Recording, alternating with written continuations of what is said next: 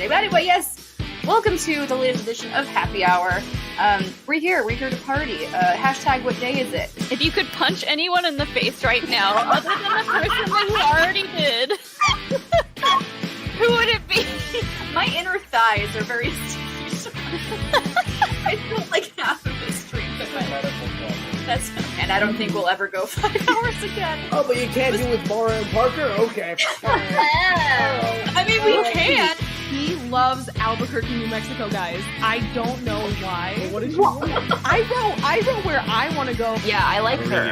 Yeah, Real Primoc. Upside down. Great victory sip, babe.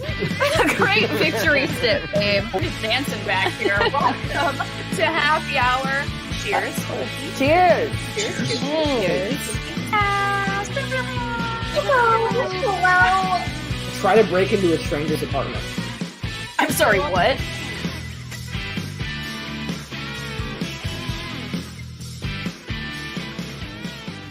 What is going on, party people? It is a Saturday.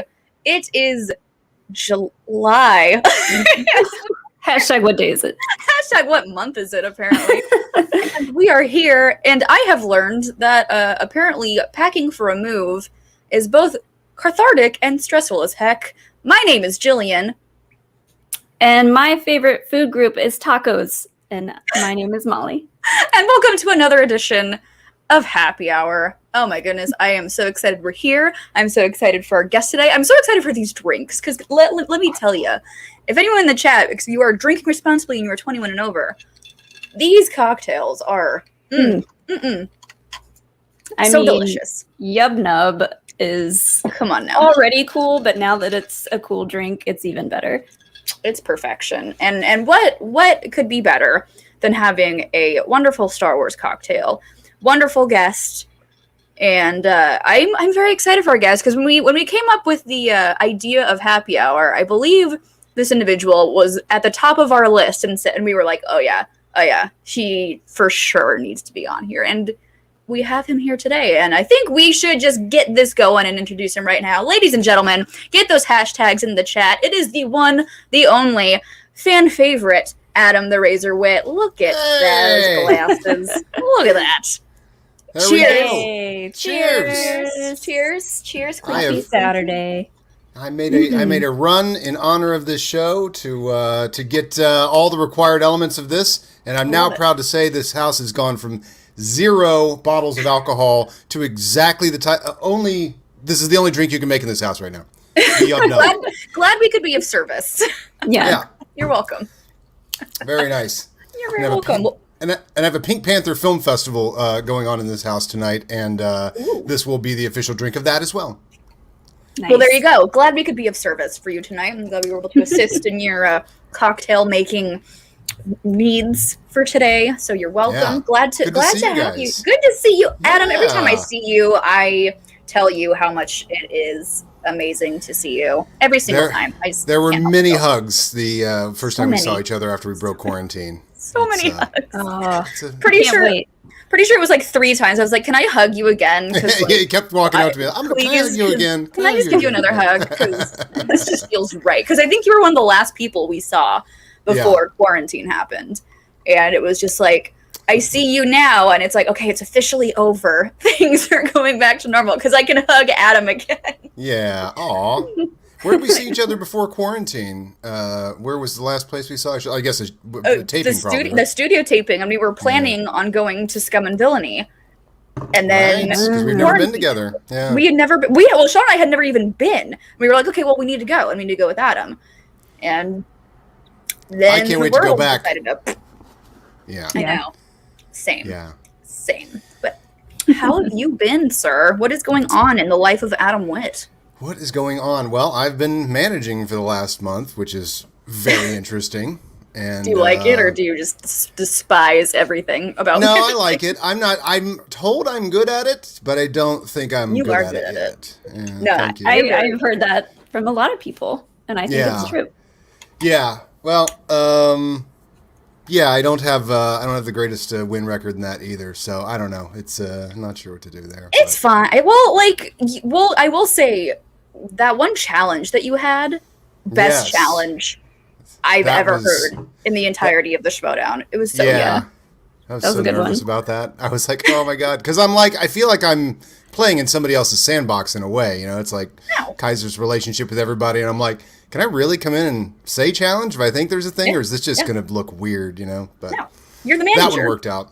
Do what And you I want. do love getting under Sam Levine's. I mean, I think I've only managed against Sam Levine, right? I guess Vinny last season, but I it's, mean, I thought it was great, but Yeah. we don't need to talk Schmoedown the entire time we're here because it's a party and we're here to hang out. We're here to chill.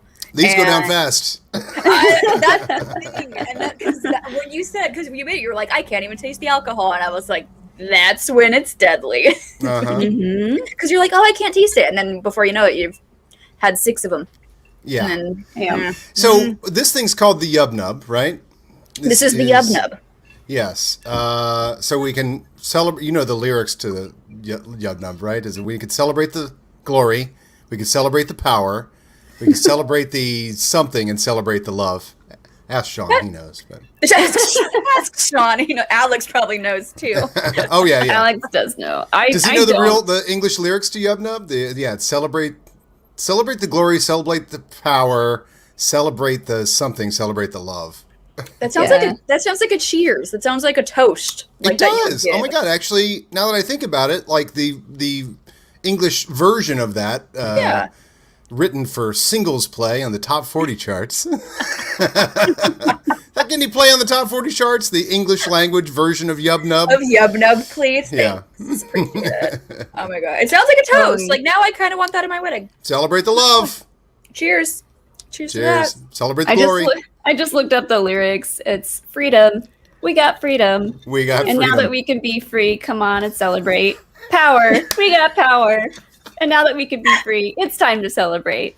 Celebrate the freedom. Celebrate the power. Celebrate the glory. Celebrate the love. That is the most 80s nonsense I've ever heard in my life. I have a feeling, it's in the back of my brain, that John Williams' son wrote those lyrics. Yeah, he Yes. did, yeah. Wrote and performed them, I think. Wrote and performed. Yeah. What a thing to have on your resume. I wrote Has the anyone, lyrics to Yub has Nub. anyone, I don't know if you have a list of topics or whatever, or if this is just pretty freeform. It's freeform. I have tuned in at times where it is clearly freeform, but I don't know at the top of the show if it Oh necessarily no, is. that's the point of happy hour. When is a happy hour ever scheduled? No, this is a Yeah. free We have some like topic card thingies, Yeah. but Right. We'll those play are just games. supplemental. The point is to have someone say to themselves, "Oh, I think happy hour's on right now. Let me go check YouTube and tune in to have Mara baking and Robert Parker drawing in, the maze tattoo on his arm. That's the essence of happy hour for me. Is I'm Basically. like, oh my God. That's basically it. Welcome to happy hour. Right. Cheers to that. Yes, exactly. Cheers. I'm obsessed with this drink. It's really good. Well, tell us what have you been up to other than managing? What was your past nonsense of a year like? Like, what have you been doing? Let's see. Well, I got into snooker. Did everyone pick up a weird sport or something that they watched over? What is a snooker? Snooker. Snooker is one of the greatest sports ever invented. I did not know this a year ago or a year and a half ago. Yeah. Snooker is a type of pool. Okay. Oh, I've heard of this. Like a swimming pool or No, like a billiards type pool. Okay. So 8-ball is billiards. I don't think snooker is considered billiards. I don't know what the difference in the term is there. But snooker, so I love weird sports to begin with. And during quarantine, I got a PlayStation 4 and I started playing with my cousin in Ohio. And we take the vast power of the PlayStation 4 and being able to play all the way across the country with another person and applied it to an obsession with snooker. And what snooker is it's a bunch of red balls and then 6-point balls, okay? So all the red balls are worth 1 point, but you have to knock a 1-point ball in order to knock a higher value ball in. So the black ball in snooker is 7 points, pink ball 6 points, blue ball's 5, and then 3 and 2. And so it's this strategy to it that like it makes 8-ball like I never watch 8-ball again I would never watch 8-ball. That's a weird televised sport, but snooker is a great televised sport. And in fact, the championship's going on right now. I just decided to do a search for it the other night, and I was like, oh, the championships. And I watched a whole match last night. Oh, cool. There is an amazing strategy to it. Yeah, That is cool. I love watching like. Me and my dad used to watch billiard games when I was younger on TV, and I loved watching the people who would do like the trick shots. Yeah. And that stuff's fun. Stuff like snooker, and that's really cool. And snookering is when you snooker your opponent, which is such a great British word, right? You're like, I've been snookered. Yeah, it sounds like it sounds like a British term or like a sexual innuendo. It's very British. I think everybody playing an indie championship is Welsh. It's like sounds about right. The pool halls in Wales is just packed with snooker players. But you have to, if you know your opponent has to hit a red ball before they can hit a colored ball, then you try and put them in a place where they can't hit anything, and that's called snookering your opponent, and that's part of the fun strategy. Hey. So I got into snooker. So you can you scratch? And yeah, you can scratch. Yeah, and it's a point game. So ideally you would hit one ball in and then hit the 7-ball in, and then each time then the point balls come back out. So then you can hit another red ball and another 7-ball, and the 7-ball comes back out. Another red. That's playing a perfect game is nothing but ones and sevens over and over and over. And these guys are like so good at it. Yeah. Wow. Sounds like a lot of math. There's a little math to it. It sounds a little mathy. It's a little mathy for my taste. A little mathy. I would watch it. Our favorite part is that there's a guy with white gloves who walks around the table, and if someone does scratch, you reset the table to the way it looked before and either force them to retake, or if you want to take the scratch ball like the other player and put it wherever you want. But if they had a really tough lie, surprisingly entertaining, right? Yeah, you just don't think about it. But I love the white ball guy the guy with the white gloves that runs around and puts things down and stuff. Very proper English sort of thing. God. And also, I love the announcer who, after every point, goes 1. It's 3. I want to be that guy. That's what I want to do. Everyone knows. That's what I want to do. Do you know the sketch comedy troupe Mitchell and Webb? Yes. Yes. It's British comedy. If you like British comedy, look up Mitchell and Webb. Sometimes it's available streaming. I should probably buy all of them because it's kind of rarely streaming at this point. It used to show up a lot on Amazon, but or Hulu. It used to show up on Hulu, and they also did the show Peep Show. That's the same comedians. I love Peep Show. Yeah, I never watched enough Peep Show to get into it. I do need to because other people are pretty devoted to that. But it's called That Mitchell and Webb Look is their pure sketch show, just like bing, boom, boom, boom, 3-minute sketches. And they have a recurring sketch, which is 2 snooker announcers. And they're just like, and they go on they talk about life or whatever like that. And they get distracted into whatever they're doing. They put a beer tap inside the thing. It's all about drinking for them as well. But then every once in a while, Can't relate to that at all. Can't relate. And then they'll be talking about whatever, the king and queen or whatever, or making a drink or something like that. And then they'll realize that they're snooker announcers because there's lots of time in between the shots. So the funny recurring joke is they're like talking about whatever, and he goes oh, and that's a bad miss. And then they go back to talking. Sounds like if Molly and I hosted a game of snooker. Be like that's a bad miss. Deep into a conversation and be like, oh, right. Pronouncing 3. a thing. 7. Yeah. You should have people do play-by-play on happy hour. So in the lower screen here, there'd be 2 smaller screens to the side, and it's just like, Molly seems to be getting along well with Jillian today. Oh, she's telling a story about her day. I could see you and Paul doing that. Like that seems like a movie guys. That seems like a movie guys kind of thing to do. We love doing. We did the play-by-play commentary for Star Wars, and it's like we loved it. Thank you. Yeah, that was such a labor of love and such a quarantine thing too. No sports, no movies. Nope. Let's change that. Have you done that for all the movies? No. I mean, I kind of want to just do a Patreon and say, like, if people are interested, we'll do that for other movies. Yeah. But like, it's so much work, Yeah. Paul and I are Oh, really funny. What's that? I was gonna say, how much work did it do to do the Star Wars free for all? How much work went into that thing? Because that was just a masterpiece. Tons of work. So that was good. like, I mean, easily 3 or 4 full days of work on that, from Oh my god! figuring out like how to do the whole thing, who was going to win. Then you got to shoot all the action figures. Then we got to record all of our commentary. Then you got to edit it all down. You know, so, and then we had to write every question. I mean, that's right. Because for some reason, I mean, I think it's more my obsession maybe than Paul, but he's always game, which is fun, which is like the endurance sport of comedy writing, you know, which is like, okay, well, let's do the free for all Star Wars action figures. Very funny idea, but you do realize you have to have 43 questions or something like that. Yeah. You have to have a lot of, or more. No, it was like, there were like 40 some players. Each one would have to answer 5 questions. So I'm curious how many questions we wrote for that. Like over 100, I guess. That's At a lot. least. Yeah. So yeah, for some reason the endurance sport comedy, because it's like you get the idea and we're like, oh, that'd be great. We'll do the free for, because we were so robbed with the free for all. That was happening when quarantine shut down. Yeah, it was literally like 2 weeks later or something. Free for all was supposed to be. Yeah. Yeah.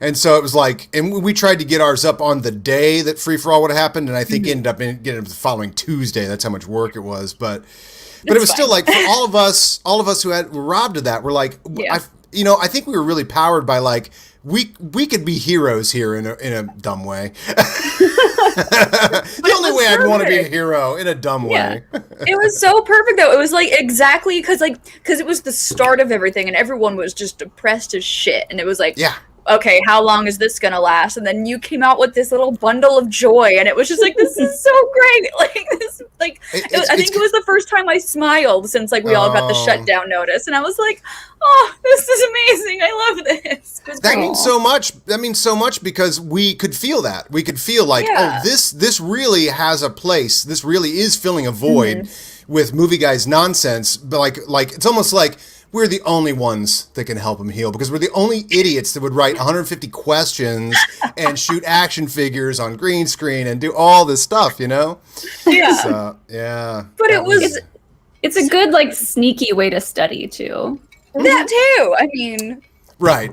Everything's like a great way to study as well. Studying and then making content at the same time, which is basically mine and Alex's job. Yeah. Yeah, I know. Right. And like we did the Star Wars play-by-play, and I was like, and again, endurance sport, and the way it feels like it comes up, again, I think Paul's more game than I'm making sound here, but it is like the Star Wars thing. I go, well, let's do a play-by-play for movies. And he's like, oh, what scene? And I go, no, the whole movie. the whole thing. He's like, okay. Sounds good to me. Let's map out how much work that's going to be, and we'll figure out how to tackle it. But me and Alex did on the Stars Explained Patreon. We set goal amounts for the Patreon to get to, and every goal that we got to, we would release a commentary for a Star Wars movie, and we've done all the movies. Oh wow, okay, yeah, and it's really fun. Yeah. You get a couple drinks in you, and then you're like, all right, I'm going to talk about this. I'm going to talk through this entire movie. You know, it's funny, for the Ford Fiesta, our current podcast, we've watched every Harrison Ford movie in a row. Right now, we're up to Force 10 from Navarone. And when we had Ken Knapsack on for Star Wars, it was like a scheduling thing where it's like, oh, Ken's ready to this day, let's just do it. Unlike the other Harrison Ford movies, we don't have to watch those because we know Star Wars. Yeah. And yet, so we recorded that episode, just talking about Star Wars or whatever, but usually like Paul and I will watch Getting Straight, and then we'll go right into recording our reactions to it, which is really fun. But I realized, like, while pulling clips for Star Wars, like now in the course of the Ford Fiesta, he's the actor from Getting Straight or Journey to Shiloh who's now in this other role. And I'm like, Paul, we really need to watch Star Wars, like, because it's like, as like watching Harrison Ford's progression, like, what's the movie he did in between, the conversation in Heroes? It's Star Wars, like now he's in that context. So we're going to do a backyard screening of Star Wars at his house this week. Ooh, So we can, fun. But I'm like, that's a perfect commentary opportunity. I mean, we're not going to for this one, but that's a perfect commentary opportunity too. Yeah, Oh, definitely. Now I need to rewatch Star Wars. Getting Straight. Have you seen Getting Straight? No, I'm not. It's the only film Harrison I- Ford did with Elliot Gould. I couldn't tell you another Harrison Ford film I have seen other than Star Wars and Indiana Jones. Really? Like, I don't think I've seen any other Harrison Ford films. I'm gonna be There's honest. a lot out there. I know. Well, you know, it's we're obsessed with him. It's like, Yeah. I mean, that's how Paul and I met. Do you know this? I've told this on a No, couple tell us different the streams. story. Tell us the story. This is a fun story. And what's funny is Paul and I haven't told this story to each other in 20 years or however long we've known each other now, 20 some years. Okay, so I was in an improv troupe in college, and all of them moved to Chicago to train with the Second City. And I was a little behind a few. A few of them graduated before me, my improv troupe. And so when I finally got to Chicago, they had already formed their own comedy troupe. And so I'm there. I've been there for like a couple months, and I'm like, oh, let me go see their new comedy show. Well, what had happened is my friends actually decided to do an experimental show where they weren't actually doing comedy. Some of them were doing serious monologues, and somebody had really got, one of them, since they'd left my college and comedy, had really gotten into like performative dance. So I went to the show. Yeah. So I went to the show, and there's all my friends. I'm waiting for them all to be funny, but I've heard the show was not necessarily a comedy show. They would do all these, things, and it was really interesting. I mean, like, they were really stretching for acting, and I couldn't believe my friend like knew performance dance. I'm like, wow, this, I haven't seen him in 2 years, and he's jumping all over the place, and But then in between all these things, where they had hired two people that I didn't know, and it was Paul Preston and Karen Volpe, and Paul Preston and Karen Volpe came out and fired straight fastball sketches, like 3 minutes, cuties, get in, get out, like, so-and-so, such and such. Well, yeah, why do I do this? And and they would get the real, like, skitty sketch jokes, Yeah. And I was like, well, that's so funny that, that there's these two other people that are actually getting all the laughs, even though my friends who are comedians are doing all this other stuff. Yeah. And in the middle of it, Paul makes a Harrison Ford joke that nobody gets but me. He named one of his He named one of his characters, all of Harrison Ford's characters' last names, like as a long name, like so such and such and such and such. Yeah, and I was like, it's one of those things of like, you want to prove to the crowd that you find this funny, So I laughed out loud, and I was the only one. And so then after the show, I was like, I had to go up and meet them. I'm like, who's this guy? Right. I'm like, hey, I got that Harrison Ford joke. And he's like, that's awesome, cool. Whatever. And it's like, and so we just started talking about Harrison Ford right there on the sidewalk in Chicago, outside what is that theater called? Oh, I can't think of it anymore. I used to perform there. It's okay. That's, do you still do any improv stuff? I don't. I found other than like online stuff. No, I don't. And I mean, I still know all the people, the Second City here. Not all the people. I mean, there's many generations after me now. I'm getting up there. But but all the old school improvisers, I go see their shows and stuff like that. But no, I find it very hard to find a place to improvise here in Los Angeles. I find it very hard to improvise. I find it very hard to do stand-up. And, Paul and I put up, and Karen and the movie guys, we put up a show at the Second City for a year, which I considered a triumph. It was like a version of our show that we've been doing on YouTube. Mm-hmm. But, I would like to start my own space or something. And, just because I'm like, I have the urge to do all that stuff. And now back in Chicago, because of financial things, like Second City I think it's closed or traded. Oh, no. It's not closed, but it changed hands. Okay. The New York location closed because we went there in February, I want to say, last year, February, like right before the shutdown. We went, and it was really cool. But that's the Second City had a New York place? Yeah. Or UCB, yeah. Was it UCB or Second City? I can't remember. UCB really runs New York. Second City has put on shows there and taken out of space and kind of run it for a year and stuff. But this LA one on Hollywood Boulevard has been the first one they've had that's lasted a long time in any venue or whatever. But I really miss it. It's way fun. Me and Alex started going to an improv place here in Atlanta called Dad's Garage. Very famous place. Very famous. Have you ever been? No, but back in the day when we would go to Improv Fest and stuff, there were a lot of performers that had come from Dad. It's been around for like 20 or 30 years, right? Or a long time, I was going right? to say, we started going there like over 15 years ago, and we go all the time. We've taken improv classes there. If you're ever in Atlanta, let me know, and because we're good friends with everybody there, get you up on stage. 100%. And I bet there's a improv. friends of friends thing. I probably know somebody there, still from my time. Yeah. So fun. It I makes love me miss improv. it. I do too. I haven't done any sort of theater or anything really since college. And it's like sucks because like I want to get back into it. I want to do like the improv and the comedy stuff and like anything theatrical, but it's like I just don't have the freaking time anymore. Like it sucks. Yeah. I mean, that's the great thing about the Schmoedown is it's like it finally got me in front of a crowd. Exactly. And that's nice. it's kind of like my outlet now, like my creativity outlet in a way is doing like the after show and doing stuff with Schmoedown now. And it's definitely nice to have that. It's like, oh, I don't have the time to like go to a theater and rehearse anymore. Like I can't do a Hell Week anymore, for God's sake. Like I don't have the time to do that anymore because I would just take out my entire life. But I could do some time after my work day, no problem. So it's nice to have that little theater outlet, quote unquote, kind of thing, so it's nice to have. It's not like being on stage by any means, but you can't complain. Can't complain. I will say that. I will say though, now that it's coming up to, it's my favorite time of year, and I believe Molly's as well. It's spooky time. It's almost a spooky time kind of year.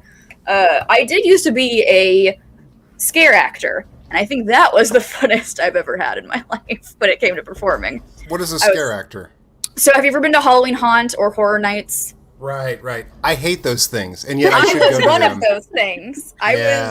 I was one of the top build of one of those things for quite some time, and it was loads of fun. I would never do it again because I would just die. But loads of fun because you're working until 2 a.m. in the morning, and then no. I'm in bed by 10:30 now. I can't do that. I mean, it's professional childishness. You just get to be a child. You get to go do childish stuff. It's the best. I mean, it's 100%. It was great. And then my troupe, we were the only ones who were allowed to go on rides. So we got to go on rides with people and sit next to them as they're screaming at you to not go on the ride with them, and you're like, ha ha ha ha, and you climb in and you sit next to them and just stare at them the whole time. It's great. You're like, you bought a ticket for this. Yeah, you bought a ticket here. I can do what I want, punk.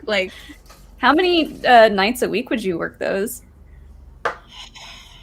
Either 4 or 5, because sometimes it would be at the beginning of the season it was Thursday to Sunday, and then closer to Halloween it was Wednesday to Sunday. So it was 5 nights a week, and this is while I was still in college and when I still was working an actual job. So we used to have so much energy to do so many things. Right?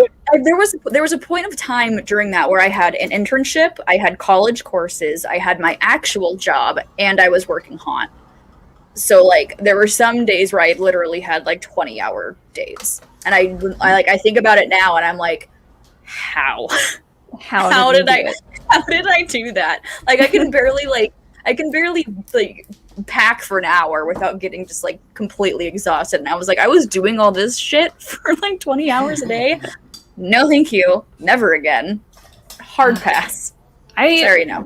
Really want to go to something like that someday because I've never been to You don't have anything like that, and you have to have something in Atlanta. Well, they have some stuff. They have stuff at Six Flags. Okay, yeah, they do. What is it at Six Flags? What's it called? I forget what it's called at Six Flags. Horror or something. Yeah, something. Horror something. But we've also got Netherland, which is Netherworld. Sorry, Netherworld is the biggest haunted house in the southeast, and that is just insane. Shake it at him. Yes. spinning action. It's the centrifuge effect that really adds to it. That really makes the cocktail. We should have added that in the instructions. You must shake while in a swivel chair and spin around at the same time. They think you just have to shake the drink. No, you have to shake. No. It's a whole. You literally have to move your body. Yeah. Okay, I well, like to Molly, move it, if you move are, it. you like to move it. Move it. I know. That's part of being a bartender. You got to put on a little show while you do. make the Right. drinks. Exactly. You gotta smile and shake it. But if you are ever in town for a spooky season, I will take you to all of the spooky things. We will go and we will Nice. party. If I go to the New York event, I'm hoping that there'll be something going on in New York. That's going to be like October. early October, yeah. Ooh, do you like spooky stuff, Adam? I love spooky stuff. I'm a huge slasher and blood and guts movie fan. Perfect. What's I your mean- favorite? When Friday the 13th Part 4 and the My Bloody Valentine, two of my favorites. Right there. Friday the 13th series, can't beat that. See, I'm a Freddy Krueger girl. Give me a Nightmare on Elm Street. I like Freddy Krueger. I like that. There's a fine. lot of, and also just I'm a fan of sequels and things that continue like that. I think that's really. Yeah. I also love a mythology that is clearly made up as they went along. Yes. You know, I mean, and what's amazing is Star Wars is that also, and everybody, right? Yeah. I mean, Luke and Post-Marvel- Leia make out for a little bit in the first movie, but like, oh, just kidding, they're siblings. They were Right, related the whole time. Yeah. Yeah. No, made up as we And- went along. Yeah, and it was so funny that the sequel trilogy, I think very much on purpose, because J.J. Abrams was very committed to what they did with the original ones, is no, we're not going to do the Marvel thing of planning the whole thing out and then we just hire people to execute that. It's like, no, the next director, we get to add on to, they had some idea of what was going to span across that, just like Lucas did. But you can't beat, for a made up as it went along mythology, Friday the 13th. All right, let's ready to go here. The first one, it's a mother who, ironically, I'd say, it kills a bunch of camp counselors for the death of her immortal son. So, okay. So, anyway, How a bit of dare an you irony kill there. my son who can't die? Cut the mom's head off, movie over, right? Nope. Turns out the son can't die. So the son comes back in 2, but he doesn't even get the hockey mask till 3. He's the hockey mask killer. He doesn't get that till 3 movies in. That was a thought they had the day of. Like, I don't know. This bag on his head doesn't look so good. What do we have there? The fourth one, the fourth movie of 11? The fourth movie of 11 is called The Final Chapter. That's amazing. The fifth one is not even Jason. Fifth one is not even Jason. It's some ambulance driver who got upset. Just got Some upset. guy that happened to be there. The sixth one, they bring back Jason with a bolt of lightning. Because why not? Because why not? The seventh one, a telekinetic tries to bring her father back to life from the pond and accidentally brings Jason back to life, and he basically fights Carrie. Oops. The eighth one, he goes to New York. All right. I mean, now you're in like Bing Crosby territory. Yeah. And then the ninth one, Jason isn't even in it. His spirit swirls around and gets into people, and they become Jason. And then the 10th one, they shoot him into space. That is the best made up as it went along mythology ever, and I'll allow it. I'll Now I admit, want- I know. Like, I haven't seen any of these. No, I need I've to. seen a couple, but now I really want a Jason and Bing Crosby like duet Road movie. holiday special. Here, for this from Eric. Shout out to Ooh. Eric, Mr. Chronic. David Cronenberg appears in which Friday the 13th film? I won't answer because I know it. Does anyone else want to answer? Of course I don't. I don't know. I don't watch movies, Adam. I don't know shit. Don't watch movies. What do? Watch TV? I watch Star Wars. If it's not like under the Disney umbrella, I probably haven't seen it. Gonna be honest, unless it's like spooky films. I've seen a lot of I've seen like the first Jason films, but like Yeah. no. Well, I mean, when it comes to Halloween, what's great is I love movies, I love programmed entertainment, but I love that there are 2 holidays that are entirely based around watching things, which is Halloween, like to really crank up the scary movie content at that time. And then Christmas movies are movies that you only watch one time of the year. Like Yeah. it's, Yeah. It's amazing, and now the Hallmark Channel has this whole thing of like they make 100 of them every season. It's just such a funny thing, and there are no Thanksgiving movies. There's like 4. Isn't that funny? In between, There's a couple, but yeah, it's you get like the Charlie Brown special. That's about it. That's all I watched. There's a handful of movies out there, but yeah, not too many. Yeah, there's Planes, Trains, and Automobiles, Home for the Holidays. Like, who's going to put that in? Pieces of April. Who's going to put that in? You know, I mean. We put on Christmas movies during Thanksgiving. We're like, ooh, Christmas Story, put that on. Like, that's what. Oh, no. I cracked the code, by the way. A couple years ago, I was so disappointed in the fact that in between this huge movie fest of Halloween and this huge movie fest of Christmas, that there was nothing. And I realized what really bridges the gap is Mystery Science Theater 3000, which used to hold an annual Turkey Day because their bad movies are called turkeys, you know? Yeah. But also, some of them are kind of horror movies, but they're not like horror movies like that you would watch to get scared. They're more like, they're very warm and fuzzy horror movies, which Thanksgiving is a warm and fuzzy holiday. So now I watch MST3K throughout the Thanksgiving season. Don't they have an episode where it's like Santa is like on Mars or something? Or it's Santa like Claus versus the Martians, yes. Yeah. So that's like the best of both worlds. Right. You can literally bridge, like watching MST3K horror movies right after, all the way through Thanksgiving until Christmas, and then watch Santa Claus versus the Martian, and you've completely bridged the media season that is Halloween and the media season that is Christmas perfectly. So, yeah. I'm so excited to start because I've been saying it like I was going to start watching horror movies like this month because it's almost spooky season, but I think that might be the first thing. I know it's already almost August. It's crazy.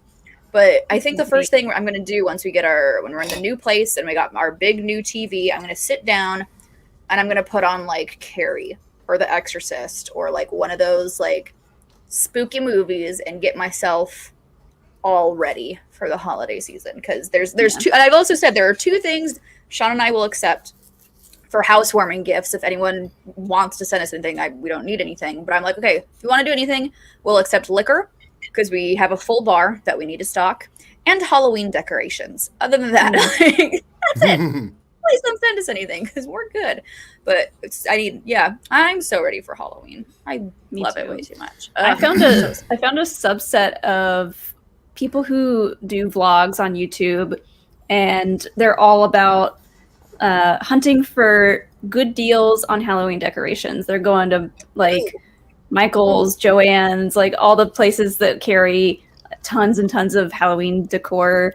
And like, I'm sure people do that for Christmas stuff too, but I found a bunch of people who do it for Halloween stuff, and I was like, oh no, I'm going to buy all of this. I need all the things. Oh god, I can't wait to see what Grogu is dressed up as for Halloween. Does he have a costume? As you know, he picks out all his own monthly costumes, so I'm sure he has something in mind. But I don't know. We'll have to wait and find out. This is the dress up Grogu in the background there, eh? Yeah, he's got a little 4th of July head wrap thingy on. But I don't know I don't know what he's got planned for August. It's so funny. Everybody's got a Grogu in the background. I know. It's like you gotta have at least ours one. are the same. Is it the one that you can pet his head and he talks to you? Yes. Now Molly's got the real pro Grogu back. I know. A Grogu, if you will. A lot of Grogus back there. You got a lot of Grogus. Hold on, there it goes. Yeah, look at all those Grogus. I like the one big Babu Frick sticking out there. That's pretty good. Babu Freak. Look at it. There we go. Look at that. Wow, that's so many Grogus. Look at all of them. Okay, now here's the question, Molly. Mm-hmm. Do you like Grogu this much, or is this one of those things if somebody says, I like unicorns, and then for Christmas she gets nothing but unicorns? It's a little bit of both, honestly, because I was telling Jill before we started, someone sent me this tiki mug and these straws that have Grogu on them. That's great. I've gotten quite a few little packages of just random Grogu stuff, and I love all of it. Yeah. So it started as me buying all the Grogu stuff because I'm a Grogu fangirl, but yeah.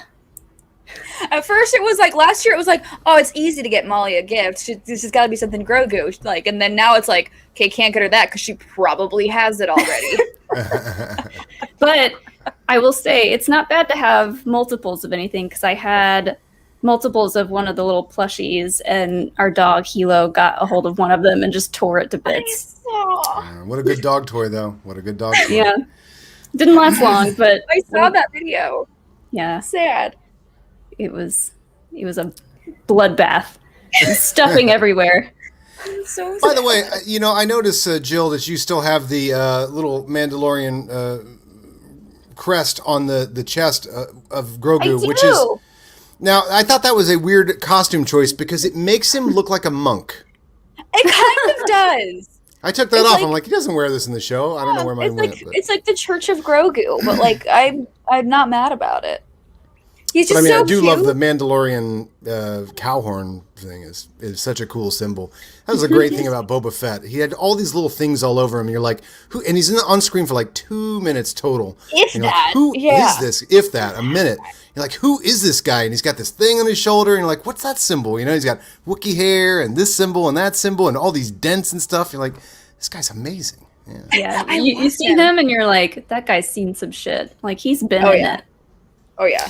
and you know, don't you, that you could send away for, this is the genius of Lucasfilm, you could send away for a Boba Fett action figure in 1979. Mm-hmm. So before Empire Strikes Back came out, you could play with Boba Fett for a year with your other action figures before that movie came out. Yep. That is some great advertising. Let's give it up for oh my god, why am I blanking on his name? Old man Obi-Wan. Alec Ewan Guinness? McGregor. Alec Guinness. Alec Guinness. Old man. I said old man. Obi-Wan. Old man Obi-Wan. Now Ewan McGregor is that. And now it's Ewan McGregor. But so Alec Guinness in his contract or whatever, he said, I want 1% of all merchandise. And they were like, sure. And he got like millions just from merchandise. What's that going to cost us? Yeah. Yeah. Literally millions of dollars. Well, and Lucas, it's like, I'll cut my director's fee if you give me all the rights to future movies, which they're like, we're never going to make another one of these, and the merchandising rights, and they're like, merchandising rights aren't worth anything. You're not Planet of the Apes, Yeah. So, Meanwhile, look at all of us here with all of our Star Wars nonsense. Amazing, and, right? Yeah. Here we are. Here we are. 40. There's really 50 something years to be later. said about believing your vision. Yeah, literally crazy. Yeah. Craziness. But And they'll never go anywhere.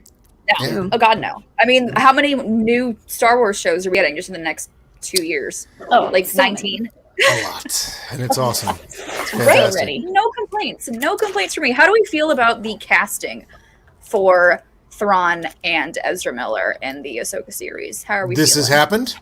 Yes, it has. Oh, I don't follow Rumored. rumors or any of that stuff. I thought don't it read was any of that stuff. officially announced. No, Yeah, has it might been be, but official. I don't read any of that stuff. Okay. Well, they are saying that I don't watch the trailers for the movies before I go see them either. Oh, That's probably. Yeah. I don't. No, I'm like hardcore. I like that. I like Yeah. it. No, There's my definitely Star a Wars approach opinions to are the only ones that matter. My thoughts on it are the only ones. I mean, I love your Star Wars thoughts and opinions, so Well, I thank love you. to hear it. Well, how are you feeling about Well, I that? finally found some people who are interested. Hello. I'm always interested in what you have to say. I mean, but how do you- I think you and Molly would agree. It's before you meet the Schmoedown and people like yourself. It's a lonely world out there. You're like, oh, nobody likes this shit the way I do.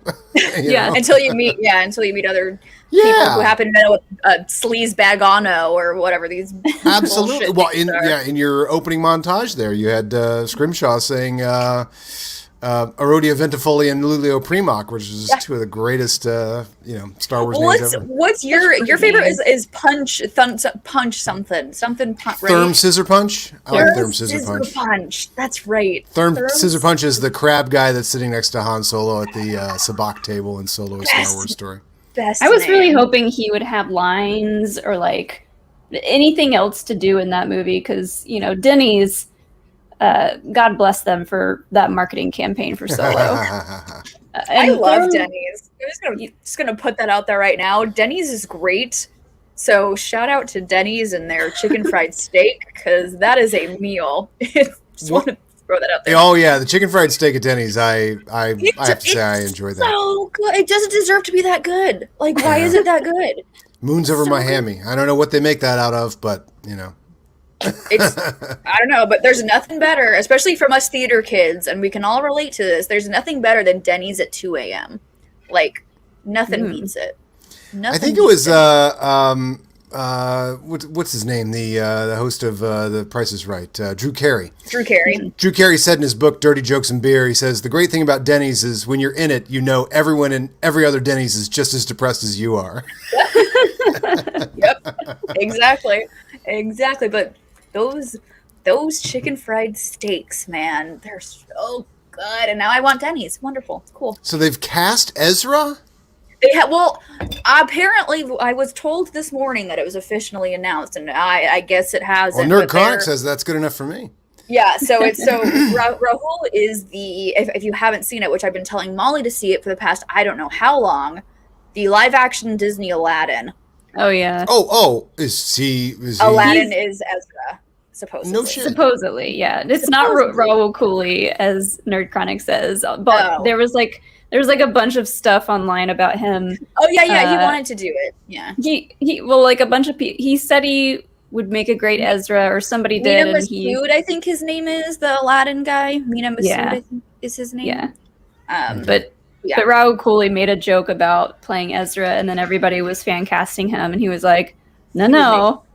But yeah, he would. He joked about it though, but he would make a good Ezra. But so it's the live action Aladdin is Ezra, and then the person who did the voice for Thrawn is Thrawn. Lars Mikkelsen, yeah. Lars Mikkelsen. Is this a brother of Mads?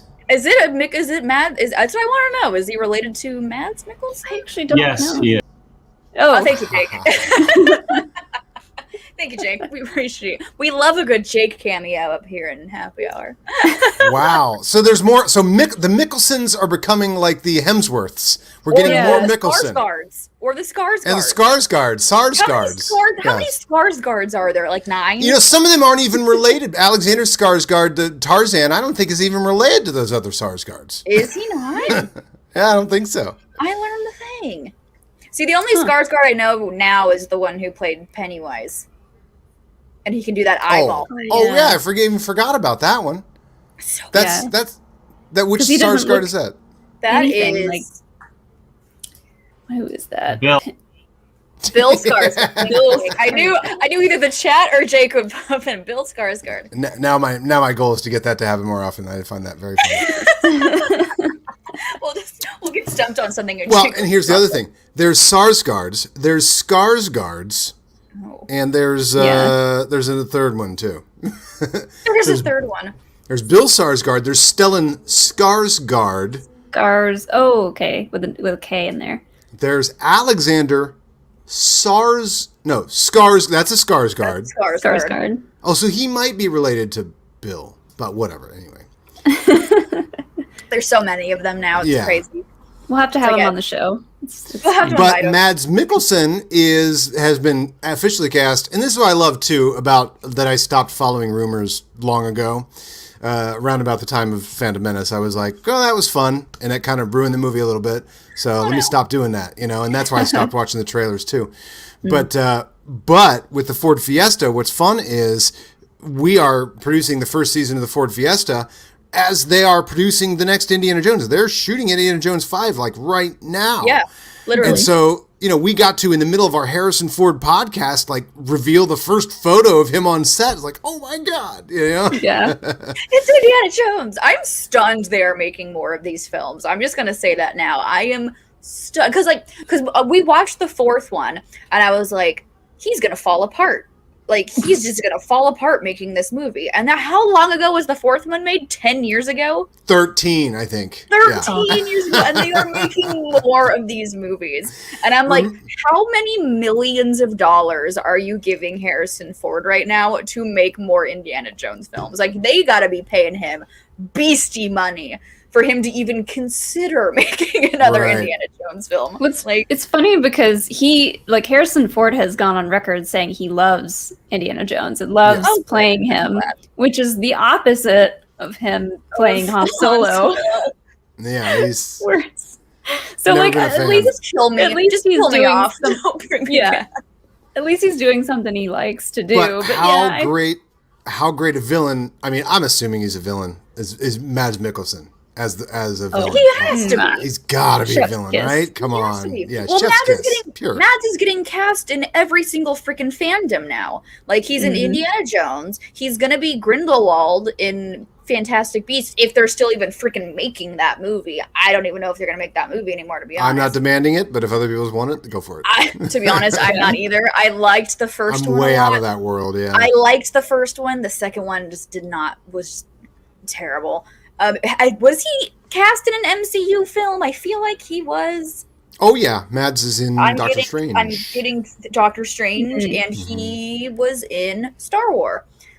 So he's in all the things He's now. getting to play in all the sandboxes. It's great. All right, it's perfect. Like, as an actor, what more could you want in life? To be like, I've been in that one, I've been in that one, I've been in that one too. Like, give me all the things. It's Also like Richard L3. E. Grant. Also, what? L3 is showing up in the new Indiana Jones. What's her face? Phoebe Waller-Bridge. Phoebe Yeah. Waller-Bridge. Love it. I saw a picture of her in costume, and I was like, she looks amazing dressed like head to toe in 60s stuff. Like, she had on bell bottoms and like a Oh, you've seen a headscarf photo of her on thing. set? I don't think it was on set, but she was in Okay. costume and she was like walking down the street Yeah, somewhere. 'cause but this is the 60s movie. Mhm. Yeah, last one was the 50s. Yeah, and then before Do you that, think that this is going to be the last indie movie that Harrison does?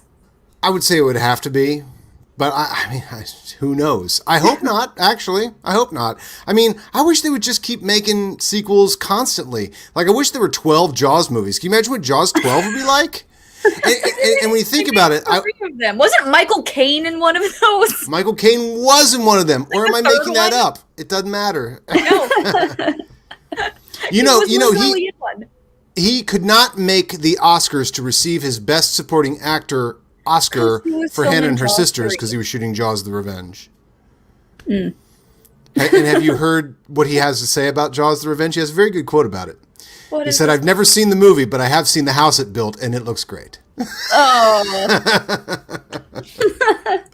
Love it. I wish Love George Lucas would say stuff like that. 'Cause you know he's got to be thinking something like that. Oh, yeah.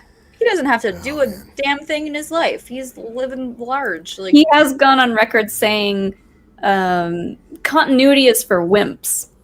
He's correct. George Lucas said that. So people that whine about whether So take it's that, Star canon or Wars not, shills. That. He's correct in that. yeah. And realism is cinema's lowest standard. That's a quote from me, but Adam Witt, I agree with both. 2021. Oh my gosh. I can't believe they're making another freaking Indiana Jones film. Well, I mean, and somebody's here, Andrew says here, about the lukewarm reception behind Indiana Jones 4. Actually, Brian has a great quote here. The first half of Crystal Skull is the third best indie movie. It's a pretty good quote. But they always said that they made Indiana Jones and the Last Crusade to apologize for Indiana Jones and the Temple of Doom. Okay. And then once they made Crystal Skull, now I believe they're apologizing. Hold on. For that. Hot take. But Temple of Doom is my favorite Indiana Jones film. Jillian, everything you say is a hot take. I know it is. I know. But I don't know. I think it's because it was the one Indiana Jones film I watched growing up. So for me, it's like that whole like nostalgia thing. I love. Sorry, which Short one was Round, that? Temple of Doom. Oh, yeah.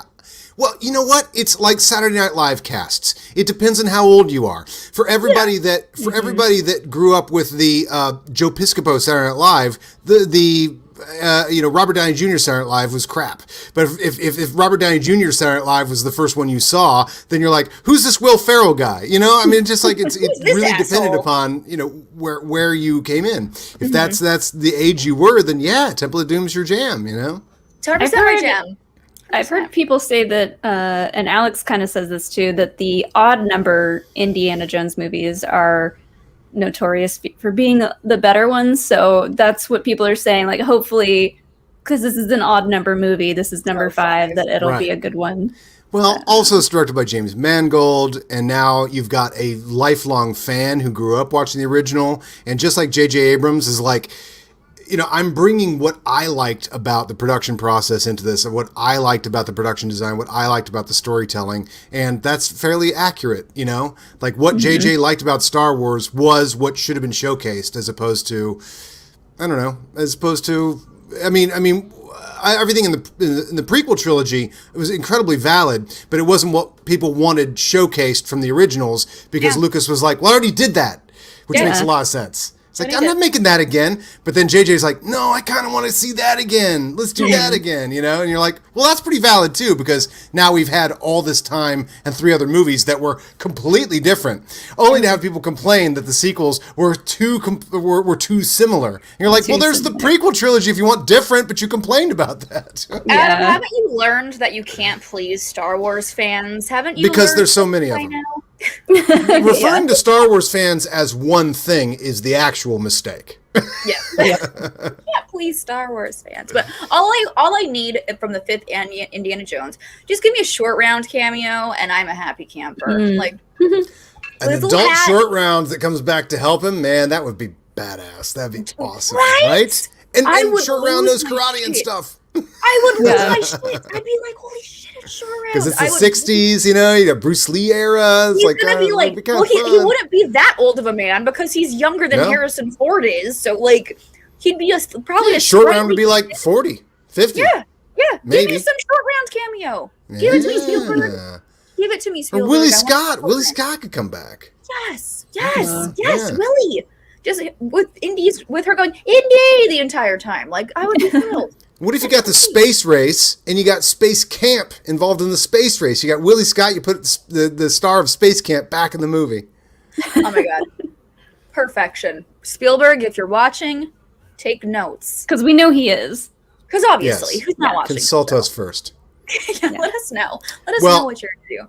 By the way, I don't know if it's been discussed that I do work for John Williams sometimes. You know, I was going to say, you have told me this, and please elaborate more on your... And as an advertisement for the Hollywood Bowl this September, I would go see the John Williams show because you might see a video that I edited in that show. Awesome. Oh. Yeah, obviously I grew up, this man's ruled my life, and I'm like, well, I mean, it's not like I talk to him, but I submit things that he signs off on that go into the show at the Hollywood Bowl, which is really fun. But the fun thing is, it didn't happen on this last one, even though it was I'm doing a montage based on a Spielberg movie.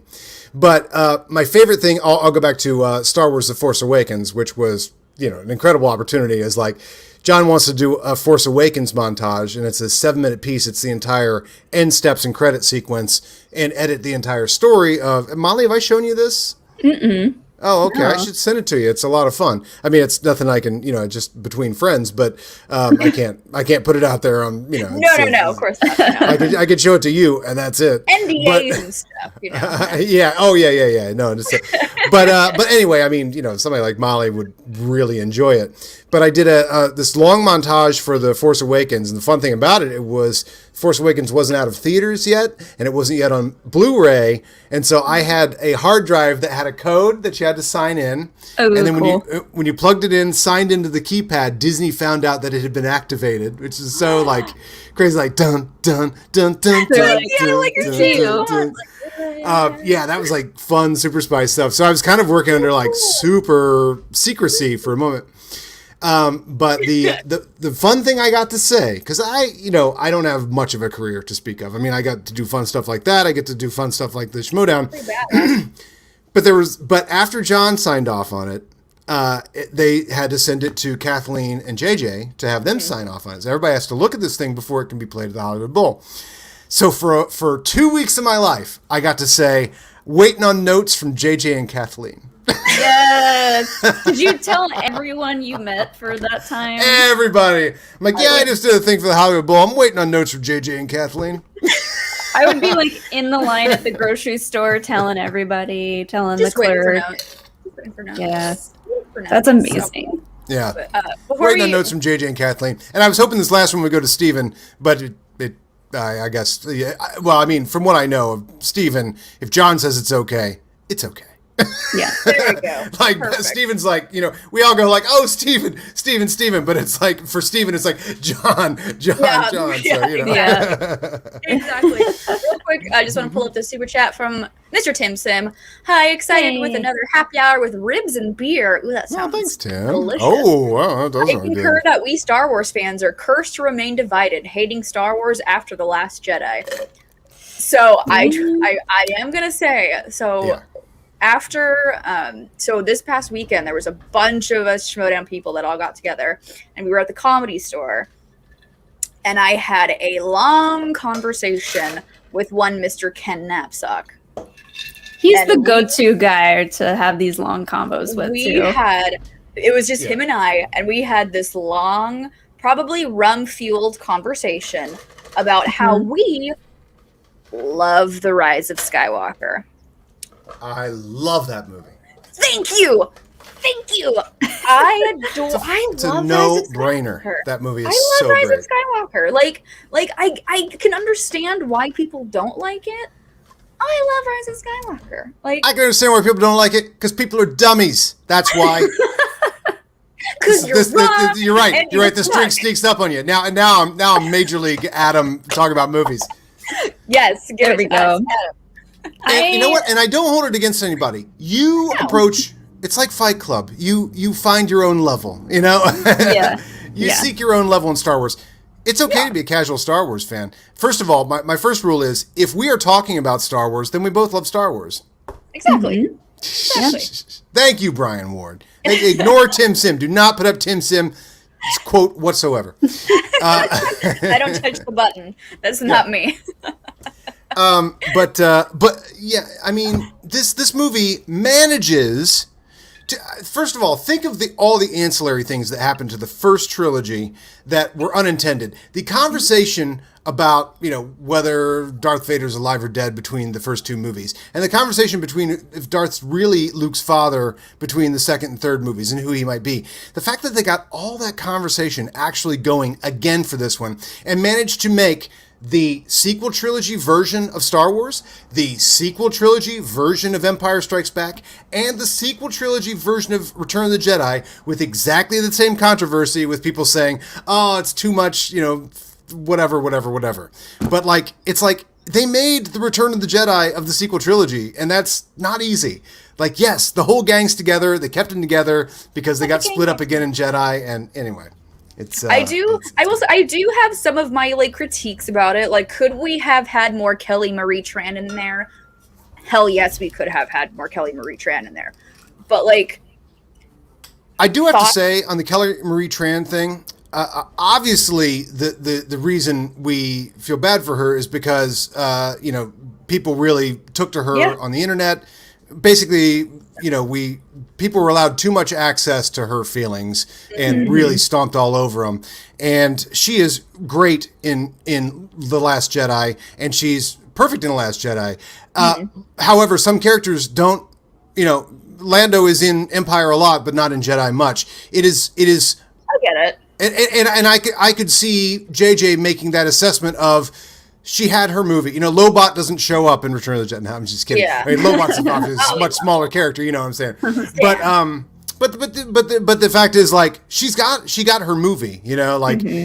Boba Fett has his movie. He doesn't really show up in Jedi. I mean? So it's like, I see that and I don't see that. I mean, I feel bad that they had to write lines. They're like, I'm going to stay back and read the... I didn't like. I was just don't even go there. Just she Yeah. just doesn't... She just is there and has a line and that's whatever. I didn't like because the entire Last Jedi, she was like, I need to be in this. I'm going to go after people. I will tase you if you try and leave this ship.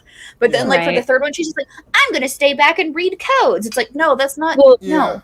No. It was like so JJ had to have made the decision to have Finn go up to her and say, hey, last chance to come with us. And she's like, sorry, I'm going to stay back and read schematics on old Star Destroyers. Like, he wrote that scene. That's a bad line. I mean, and was it's good. There are more bad lines in the Rise of Skywalker than there are in the other movies because they are trying to try and have it every way. Attack of the Clones, even in Attack of the Clones, I think... Well, I guess I meant then in the sequel trilogy. Okay. There are more bad lines. No. There's no more. No movie has more bad lines than Attack of the Clones. Okay, thank you. That holds the record of bad lines, I think, right? At least we're on that same page. We're on that same page when it comes to that. No, but no, I don't know. That is my humble opinion, and that is also apparently the very, very devoted opinion of one Ken Knapsack. Like, he told me, he was like, I will unfriend you if you have like anything bad to say. And I'm like, oh, I'm not like that, but okay. That movie is nothing but, and I don't know if you know the reference here, but like, remember there was a magazine called Heavy Metal Magazine, and all the covers were done by Boris Vallejo. Yep. There's these every shot in that movie is like a Boris Vallejo. Like, it's like, it is trying to be heavy metal. This is Rise of Skywalker's metal. There's so much metal stuff. That chair that the Emperor's on, you're like, this is like the drawing that you see that someone did for something badass in Star Wars. It never quite made it to the movie. Like, all the badass drawings you see that never quite made the artist's, conception of certain things that gets a little changed and stuff like that. Like, they all made it like total heavy metal badass into the movie. And there's a whole bunch of weird ghosts like cheering on the Emperor, and it's just. You just got like a stadium full of like Sith babies, Sith enthusiasts. Yeah. A low altitude horses on the deck of I mean they're Orbox or whatever, but like the cowboy metaphor, horses in a land battle on the surface of a Star Destroyer. And that's their finale after having a lightsaber battle on the wreckage of the Death Star 2. I mean, it's like, these are like the greatest like fanboy ideas that you should lay awake in bed and go, oh man, what happened to the Death Star? Did it crash into the ocean? Oh, yeah. What if we did this? Oh, what if we did that? Oh, and it's all there. What if we did this is in that movie. Yeah, exactly. Like, what if we had to go back to the wreckage to find this one thing that's like the last of it, or the second to last of its kind? And what if the Emperor's alive the whole time and he's controlling everything? Yeah. Oh my God. And a zombie emperor? What's better than an emperor? With those fingernails? Look at those fingernails. Those fingernails, no, they gave me nightmares. Those freaking scraggly things. Ugh. Meanwhile, that movie's got like every other thing going on too. I mean, the whole the opens up. They're getting information from Bulio, and all this light speed skipping. It's like, oh my God, it's like blows my brain. So great, so great.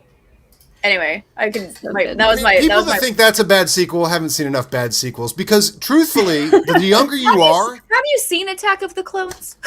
Sorry. I don't even mean, I'm talking Problem Child 2, babe. I mean, you're talking Attack of the Clones. That's, if you haven't known, Attack of the Clones is my least favorite Star Wars film. I love that movie so much. But Ron does too, and I'm like, I can't do it.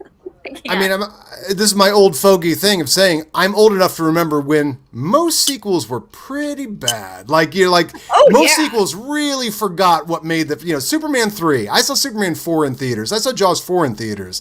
Like, people now are like... That wasn't direct to VHS. It was not. So now people are like, a lackluster sequel is like the best sequel we could imagine back in 1988 or whatever. We got to see these characters again. That's all they cared about. Yeah, that is all they cared about back then. Look at you, number 3. Yeah, there we go. Gotta do the spin.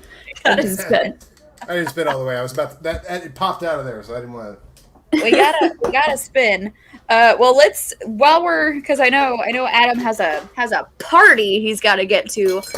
A Pink Panther party. A Pink Panther party. A Pink Panther party.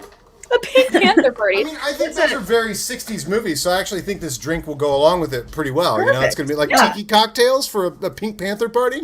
Just don't make sure you don't go through all of it before your guests get there, though. Yeah. Okay. Yes. That's a. If I go through all of this when my guest arrives, it will. I won't be answering the door.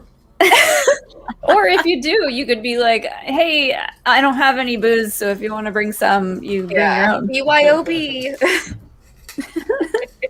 Exactly. So let's get started on some of these last call questions from our patrons, and I believe we're going to start with a video question from one Billy. Jake, do you have that ready? Hey, Jill, Molly, and Adam. So, my question is, if you could have one song represent your entire life, what would it be? All right, hope to see you in the chat, hopefully.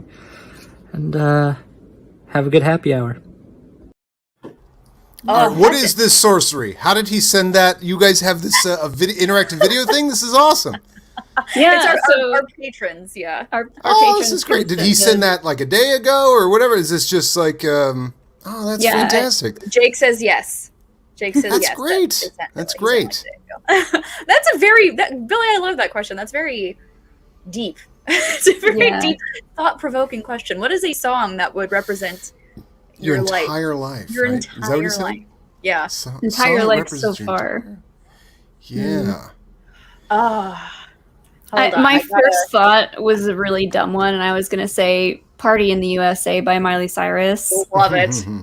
Love it. But love it. yeah, I'm going to go with that for now. I don't know what song could represent me because I mean, what I really like to do is celebrate the love. I like to celebrate the glory. I like to celebrate the freedom. I like to celebrate. I mean, what song could really represent me if I like to celebrate all those things? There's got to be, something out there. I mean, I just love celebrating the glory. I love celebrating the freedom. I love celebrating the love.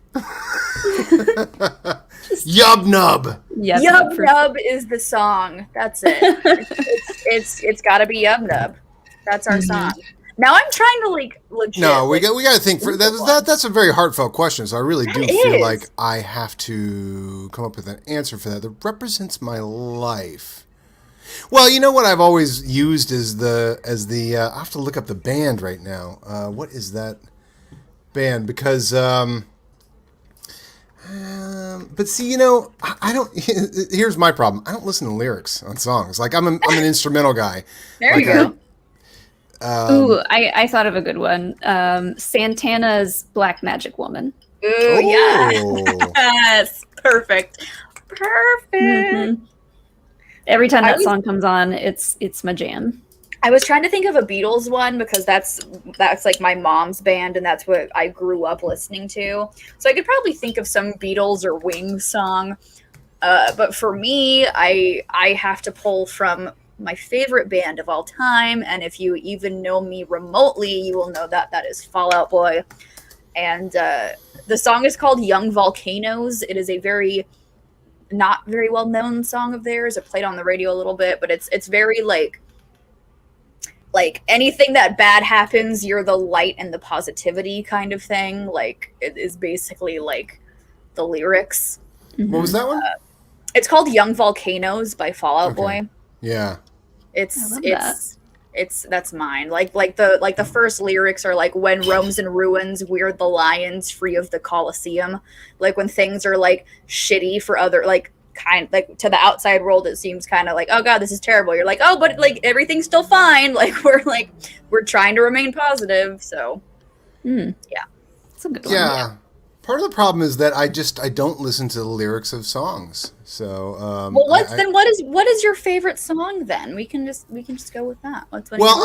One of your favorites. Yeah, I mean, by the way, I did look up this one song. So I do have a tremendous affinity for early '90s alt rock because what happened in my life was I went to grade school way out in the country.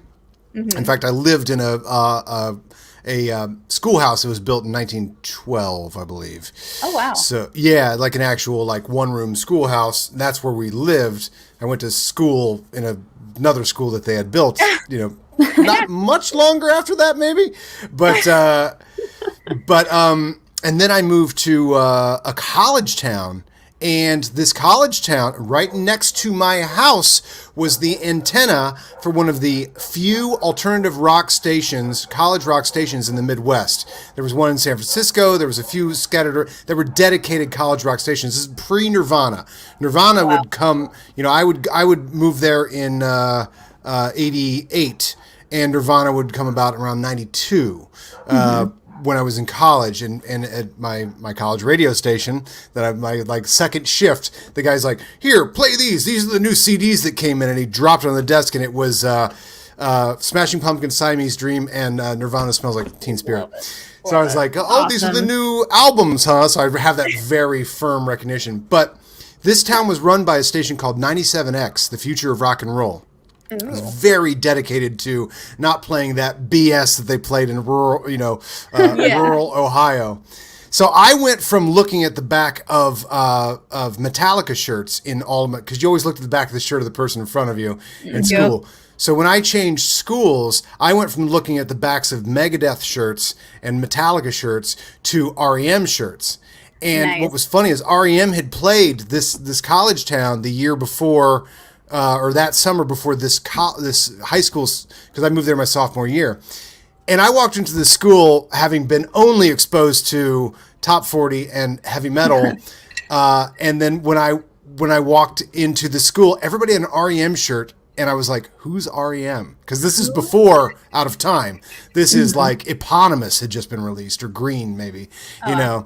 So it was like, so I have such an affinity. So I've always loved the idea of the song Story of My Life by Social Distortion. Because this is one of those songs. Yes. Now, I don't know if the lyrics of Story of My Life actually match the story of my life, but just the fact that a song from that time when I was a senior in high school. And by the way, this town only listened to this station. The radio tower was next to my house, and it was so strong that all the radios in the house only got that. You would turn the dial, and it only got 97X. And I used to joke that in downtown Oxford, you would pull up in a car listening to 97X. You would turn off your radio, but you wouldn't know you had because someone was playing it in the storefront. And then as you walk down the sidewalk, that 97X would fade. And then you'd start hearing 97X again because someone else was playing it. It's the only thing that was played. So, I don't know. I'll say the story of my life because I love all of those songs at that time. It just were... any alt-rock from 1992 is just my jam. You give me some Ned's Atomic Dustbin. You give me some They Might Be Giants. How about Birdhouse in Your Soul? That's enough nonsense lyrics from They Might Be Giants that I'm going to say Birdhouse in Your Soul defines my life because those songs are nonsense. But you apply as much feeling as you feel you should. So Birdhouse in Your Soul by They Might Be Giants. Perfect. Yes. Thank you, Tyler. Love it. That was so interesting. I loved that story. I love story time with Adam Witt. It's like my favorite things.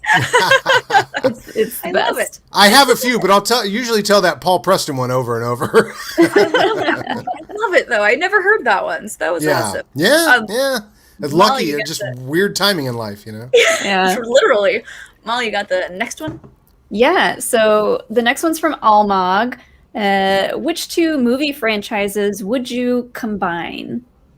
Oh, these are Speaking good of- questions. Speaking of like ridiculous sequels and Yes. things like that. Well, the obvious one, as soon as I say it, we're all going to go, well, that's obvious. So let's expunge this one. Fast and the Furious and Transformers. Obviously. Yes. All right. Got it. Yeah. Come on. Because pretty soon Vin Diesel and The Rock are going to themselves be transforming cars, right? Those two look like transforming cars already. Yeah. It's only a matter of time. I just want Vin Diesel riding on top of Optimus Prime. That's all I need in my life. Ooh, I want to. Oh my God. This is going on a tangent, but I want a Fast and the Furious movie set in the past, like Back to the Future 3, where they're on horses, and the only horsepower they're talking about is like actual horses. It's just called Fast and Furious. They didn't define what it is that is going fast. It does not have to be a vehicle. It could be a horse. But two movie franchises I would combine. Oh man, I might combine Twilight with Evil Dead. Oh, you're onto something. You're totally onto something. Evil Dead, but with misunderstood teens that then go through Sam Raimi crap. Yeah, we can throw some vampire action in there, but yeah, it's misunderstood teens with a very peculiar overarching story of like found family and things like that. But throw some cheesy Evil Dead stuff in there.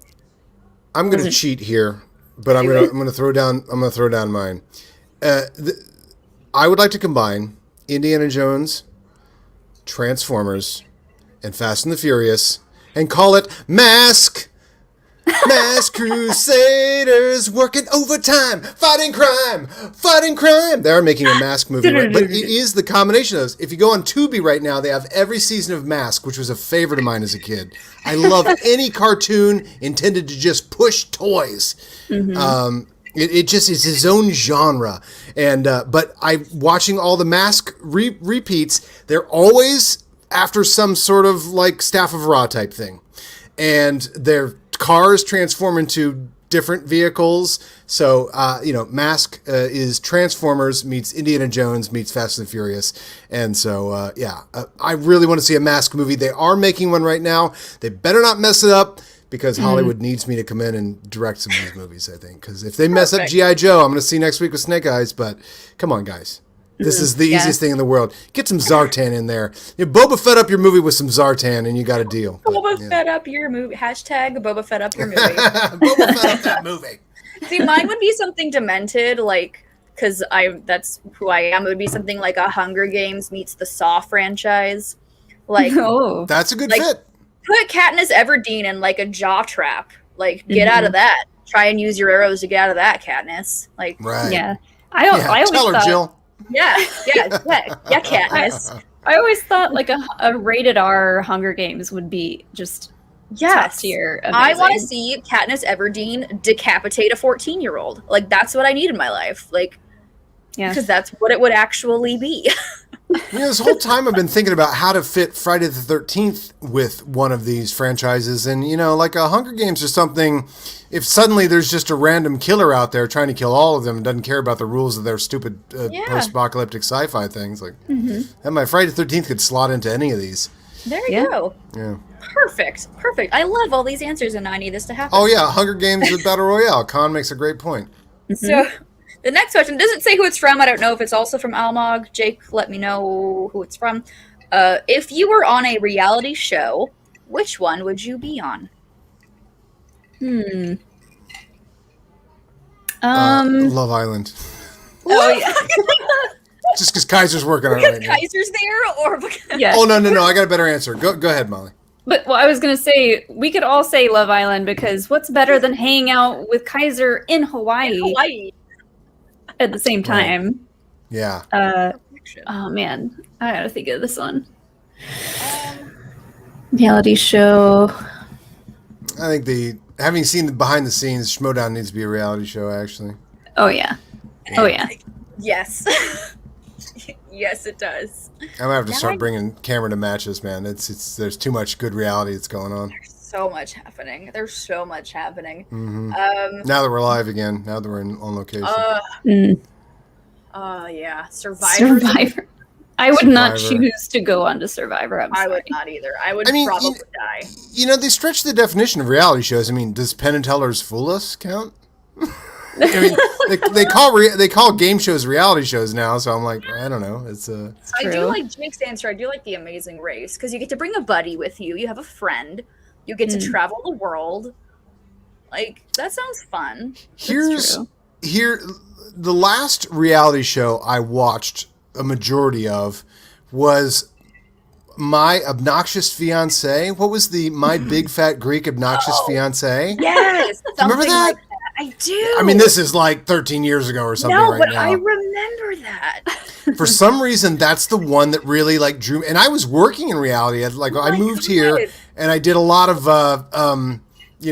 transcription for reality shows when I first moved to LA, and which is actually a fun job. If you want to see the real reality show, on Google shirts, My Big Fat Obnoxious Fiancé. Yeah. Yeah, My Big Fat Obnoxious Fiancé. I think I'd want to be on that because not because I would be the obnoxious fiancé, but that guy was an actor. I would be the actor who would have to go do that shit. Here's the plot for anyone who does not remember this show. An elementary school teacher named Randy Coy is offered $250,000 for herself and $250,000 for the rest of her family if she takes part in a fake wedding engagement to a man named Steve Williams, Woo! who will also win a $250,000 for himself and for his family if they convince their families of their engagement to get married in 12 that days' was the time. premise. Yeah. So they get money. I forgot that they were the contestants. They had to go through it and convince their parents in order to win the money. I forgot that part of it. That was pretty great. And it aired, it was only one season, 2004. 2004. 2004, only 6 episodes. 2004? That's before I moved here. I was watching that before I moved here. I thought I watched that when I moved here, but yeah. If I had to choose a reality show, I don't have an exact one, but there's probably 100 of these same type of shows. Any of the like extreme home makeover shows, like just get a pair of twin brothers that look alike to come to my house and just completely redo it. Give me an awesome backyard. Like I don't want to be trading spaces though, because like I don't want another couple picking what they think is going to be good for the house, but like any other home makeover show. Is it cheating to say like Aquarium Kings or whatever, where they just build a big aquarium in my house? I'm like, okay, let me just do that. Can I have the Property Brothers come to my house? They have a bunch of those, right? Yeah. Where they just build big aquariums or koi ponds or whatever. Like, all right, let's do that.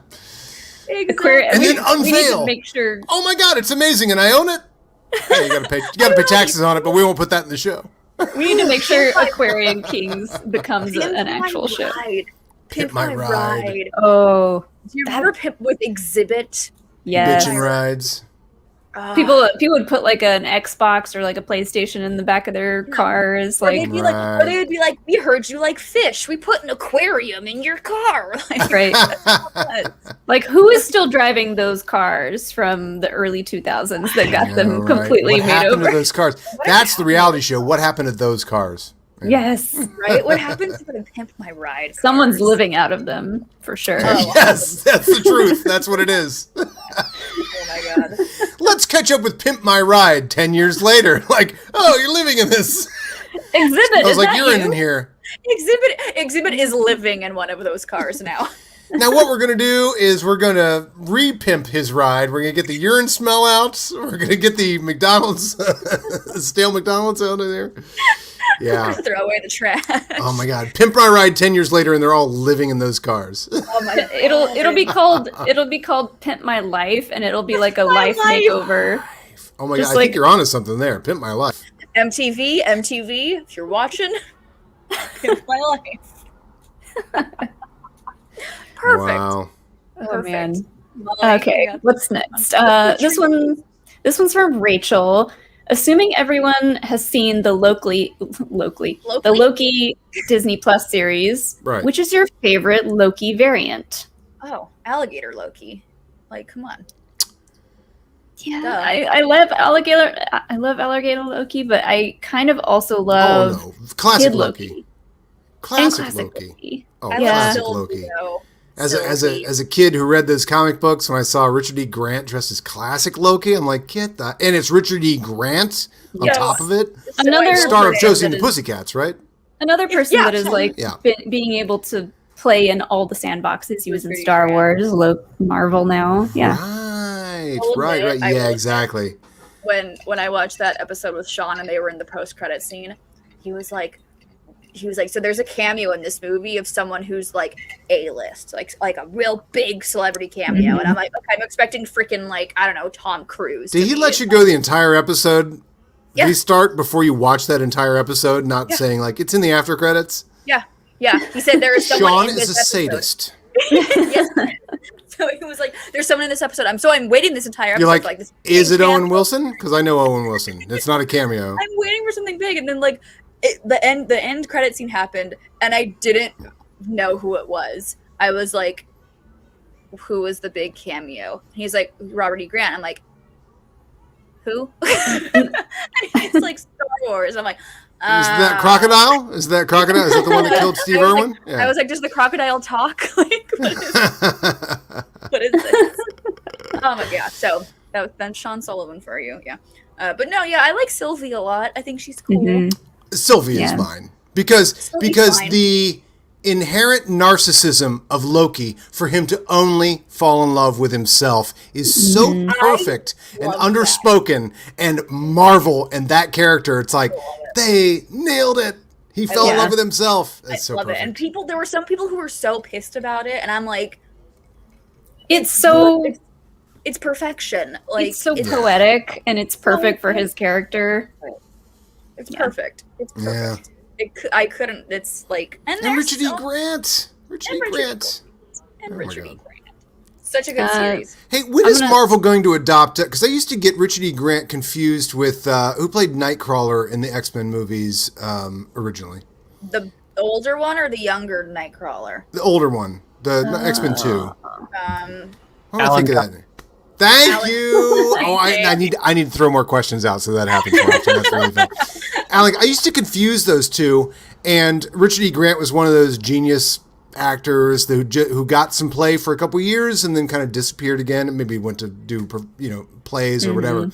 But the same thing with Alan Cumming. It's like he had this sort of strike or whatever. It's like, when is Marvel going to adopt Alan Cumming? Because like he's a genius actor that's out there. Marvel, it's so funny. DC and Marvel should have the same metal detectors, and they do not. Like Marvel's like, hey, here's this genius actor that nobody pays enough attention to. Let's put him in our project. And DC's like, Bruce Willis. Let's get Bruce Willis. Everybody loves Bruce Willis. no, DC Or whatever. Like, here's this problematic actress who beats up her ex-husband. Let's keep her in the series. You know? Yeah, like DC has never changed the problems they have making media.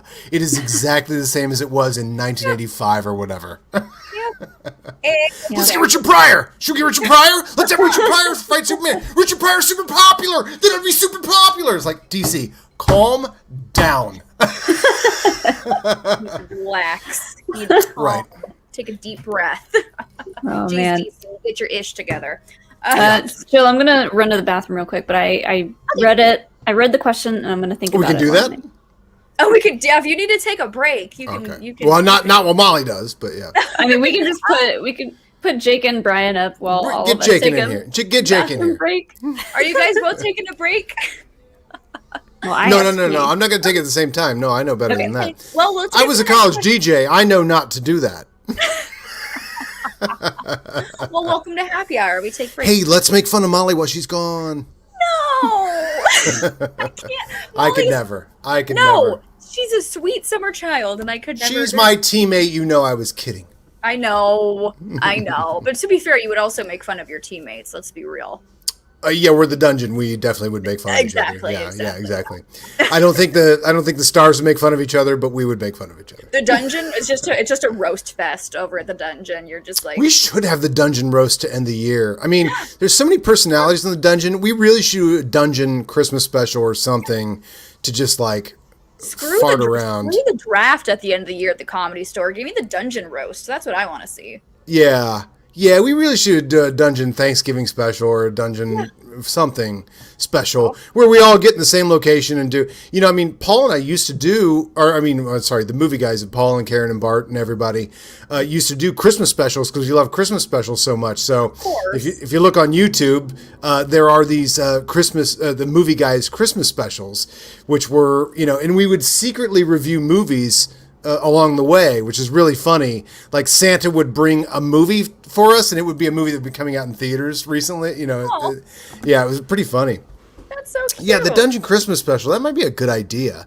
Because we all really should get in the same room and I could, I really want to shoot some stuff right now. I'm really pent up after the apocalypse here. I'm like, I used to be a filmmaker. I need to shoot stuff. And now I have like interesting stuff happening that I must shoot.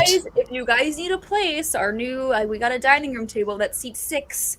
So if you need a place to film. Where do you live? We're moving to Brea. We're moving to Brea. Okay. So. I've heard of Brea because there's an improv in Brea. There is the Brea The Improv. comedy club, yeah. Because a lot of comedians will say, "Oh, I'm playing the Improv Brea." I've never been. I don't know where Brea is, but I just know it from comedy. Yeah. We get a lot of people. Do you know where Fullerton? It's like 15 minutes from Disneyland. Oh, so it's the Inland Empire, right? Or is it past the Inland Empire? No. We're more. I mean, we're like on the Orange County LA border. Okay. Yeah. Brea is close to Orange County. Okay. Well, that sounds lovely, actually. Brea is Orange County. I need to move out of downtown. I mean, I'm not downtown, but I'm 20 minutes from downtown. And I mean, it's actually the best neighborhood I've lived in LA. Oh, yeah. It's Mid-City. And Mid-City's like just being discovered well, just being discovered. I mean, listen how white I am. I mean, I mean, yeah, every other ethnicity has been living here for 100 years. But anyway, I showed up. But anyway, it's a beautiful neighborhood. It's an amazing neighborhood. It sounds great. That sounds Yeah, awesome. no, I love it. I love it. And but it's the most amazing access to Mid-City is like no joke. It's like I am like a 5-minute drive from the 10, San Vicente, Venice. I mean, you can get anywhere, and so it's really fun. However, there are helicopters, there are downtown problems despite all the luxury, but It happens. It's everywhere. Yeah. But the next question was, this is a fun one. I don't even know if I can even really think of one for this. What's the craziest thing you've eaten? I've eaten. This is where I get the tremendous feeling that I'm not interesting. But go ahead, Molly. I can't even because to me, I'm one of those people that like if you put it in front of me, I will eat it. I'm not like, ew, it's made of this. I'm not gonna eat it because like I'm an adult. Does a lot of mushrooms count? Mushrooms. I'm not a fan of mushrooms, but I'll eat it. Maybe for people who don't like mushrooms, that would be crazy. I guess so. I'll eat them, but like I'm not gonna be happy about it. But like I'm talking a certain type of mushrooms. Hey. Yeah. Hey. Party. I see. Pretty medicinal, I do have to say. I woke up the happiest I've ever been. I'm like, that's great. Why don't they prescribe this to depressed people instead of whatever the hell they are? Yeah. Right, literally. Yeah. Right. For me, it would probably be, so I guess like escargot, you could say, because You did eat snails. I love escargot, though. Like, I enjoy it. Like, if How I do they prepare those? They usually saute them in garlic butter. Okay. And then you can put it on, like, toast and, like... Do you have to take them out of the shell, or do they take them out of the shell, then saute them? They're out of the shell, and then they saute them. By the way, for anybody who hasn't seen the movie The Jerk, escargot are snails. But I'm sure gourmet snails, right? They're like, anytime I go to any restaurant that has escargot, I am ordering it because I really enjoy them. I think they're really good. So I guess, but for other people, they'd be like, oh my God, you're eating snails. But give it a try. They're really good. Get it out of your brain that they're bugs. Right. And then also, like, if I went to a sushi place and we went to an all-you-can-eat sushi place and they had an option that said egg, and I was like, okay, I'll try it. Like, you think they're just gonna like fry an egg and like put it with rice and like wrap in seaweed? That's not what it is. So the egg was a quail egg, a raw quail egg that they chop the top out of, put a shot of sriracha in it, and they give it to you, and you need to shoot it. Huh. That's kind of awesome. I like totally that. did it. It's not what I expected, but I was like, okay. And I went, like, it was fine. Like, it just tasted like sriracha. But, Yeah. so, I guess. Okay, I have an answer. Molly, did you go? Oh, mine is actually bugs. I had candied crickets once. I've heard had of this. seasoned crickets, and they're not bad. Yeah, they were seasoned in a couple of different ways. So like there were like some spicy ones, and then some that had like ranch seasoning on them. But it's literally like you just pop a whole cricket in your mouth. They Yeah. come in packs. They come in little packs that you can get. Ranch seasoning is delicious. That's what really Yeah. matters there, right? It only, they're good. They're crunchy. The only thing is when you get a leg stuck in your teeth, and then it's like, oh God, and you gotta. Yeah, That's the only it's very thing with it. crunchy and crispy, and it's like if you were to not look at what you were eating and you put it in your mouth, you'd be like, oh, this is just a really crispy piece of popcorn, Yeah, Okay. exactly. But They're not if you bad. look at it, you're like, oh, I'm eating a bug. When I went to Japan to celebrate New Year's 2002, I believe, with a friend of mine who was playing Doc from Back to the Future at the Universal theme It park wasn't there. to celebrate Attack of the Clones? It was not. It was not. Man. You know what though? I did see in the movies. This was one of the great experiences of my life. I just went to visit my friend because I had a place to stay in Japan for New Year's in Osaka because he was a part of the Universal theme park. He played Doc Brown on the Universal theme park. He was American, and this giant apartment complex that Universal rented out. So everybody that that played a part at Universal Theme Park there live there. So each night you would party and drink with the Waterworld stunt guys and all the people that played like Snoopy. That show and is stuff. great. The Waterworld stunt show is amazing. I mean, come on. Who still remembers Waterworld? And yet that is still going on at Universal because that's how good that stunt spectacular so good. is, A freaking right? plane flies So at you good. and lands. It's so good. You're preaching to the choir, sister. You're preaching to the choir. So good. So I went to Japan, and so we had New Year's, and there's a huge tradition. You go to a temple, and everybody goes to the temple, and you could, and you have put a wish down on paper, and you wrap it onto the string, and there's just a string of New Year's wishes that are all over the place.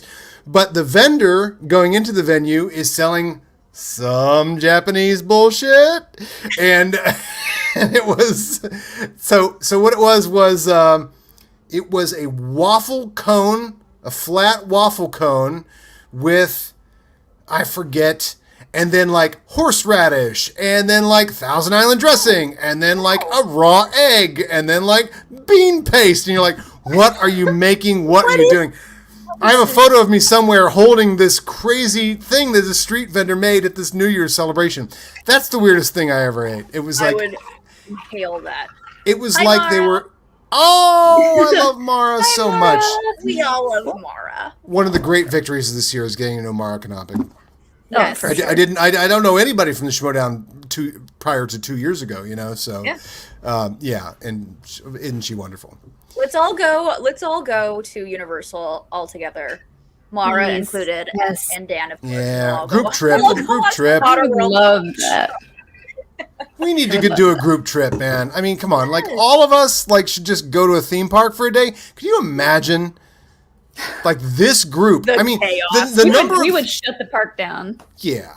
The number of things I've gone through in my life without the people I know from the Schmoedown needs to be re-experienced with you guys because we all get it, you know. Yes. We get it. Also, can you vacuum seal those and send them my way, please? Yes, please.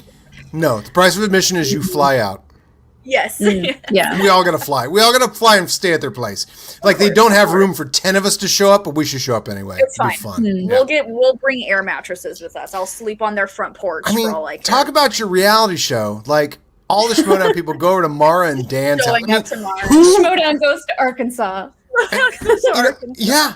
And you know, I said this to Paul once when I was talking about doing a Patreon or whatever. I'm like, we used to charge $10 for our show at the Second City. It's a live show. It takes an hour. I'm like, so how much should you pay for Patreon for a show of a reality show where everybody from the Schmoedown goes and stays at Mara and Dan's place? Oh boy. You know, come on. What's the ticket worth, guys? Let's do it. Can it fly us out there, the ticket price? Let's go. Molly, you Let's got get- the next question. Let's get Skybound in on this action. Right? Yeah. Yeah. Let's go.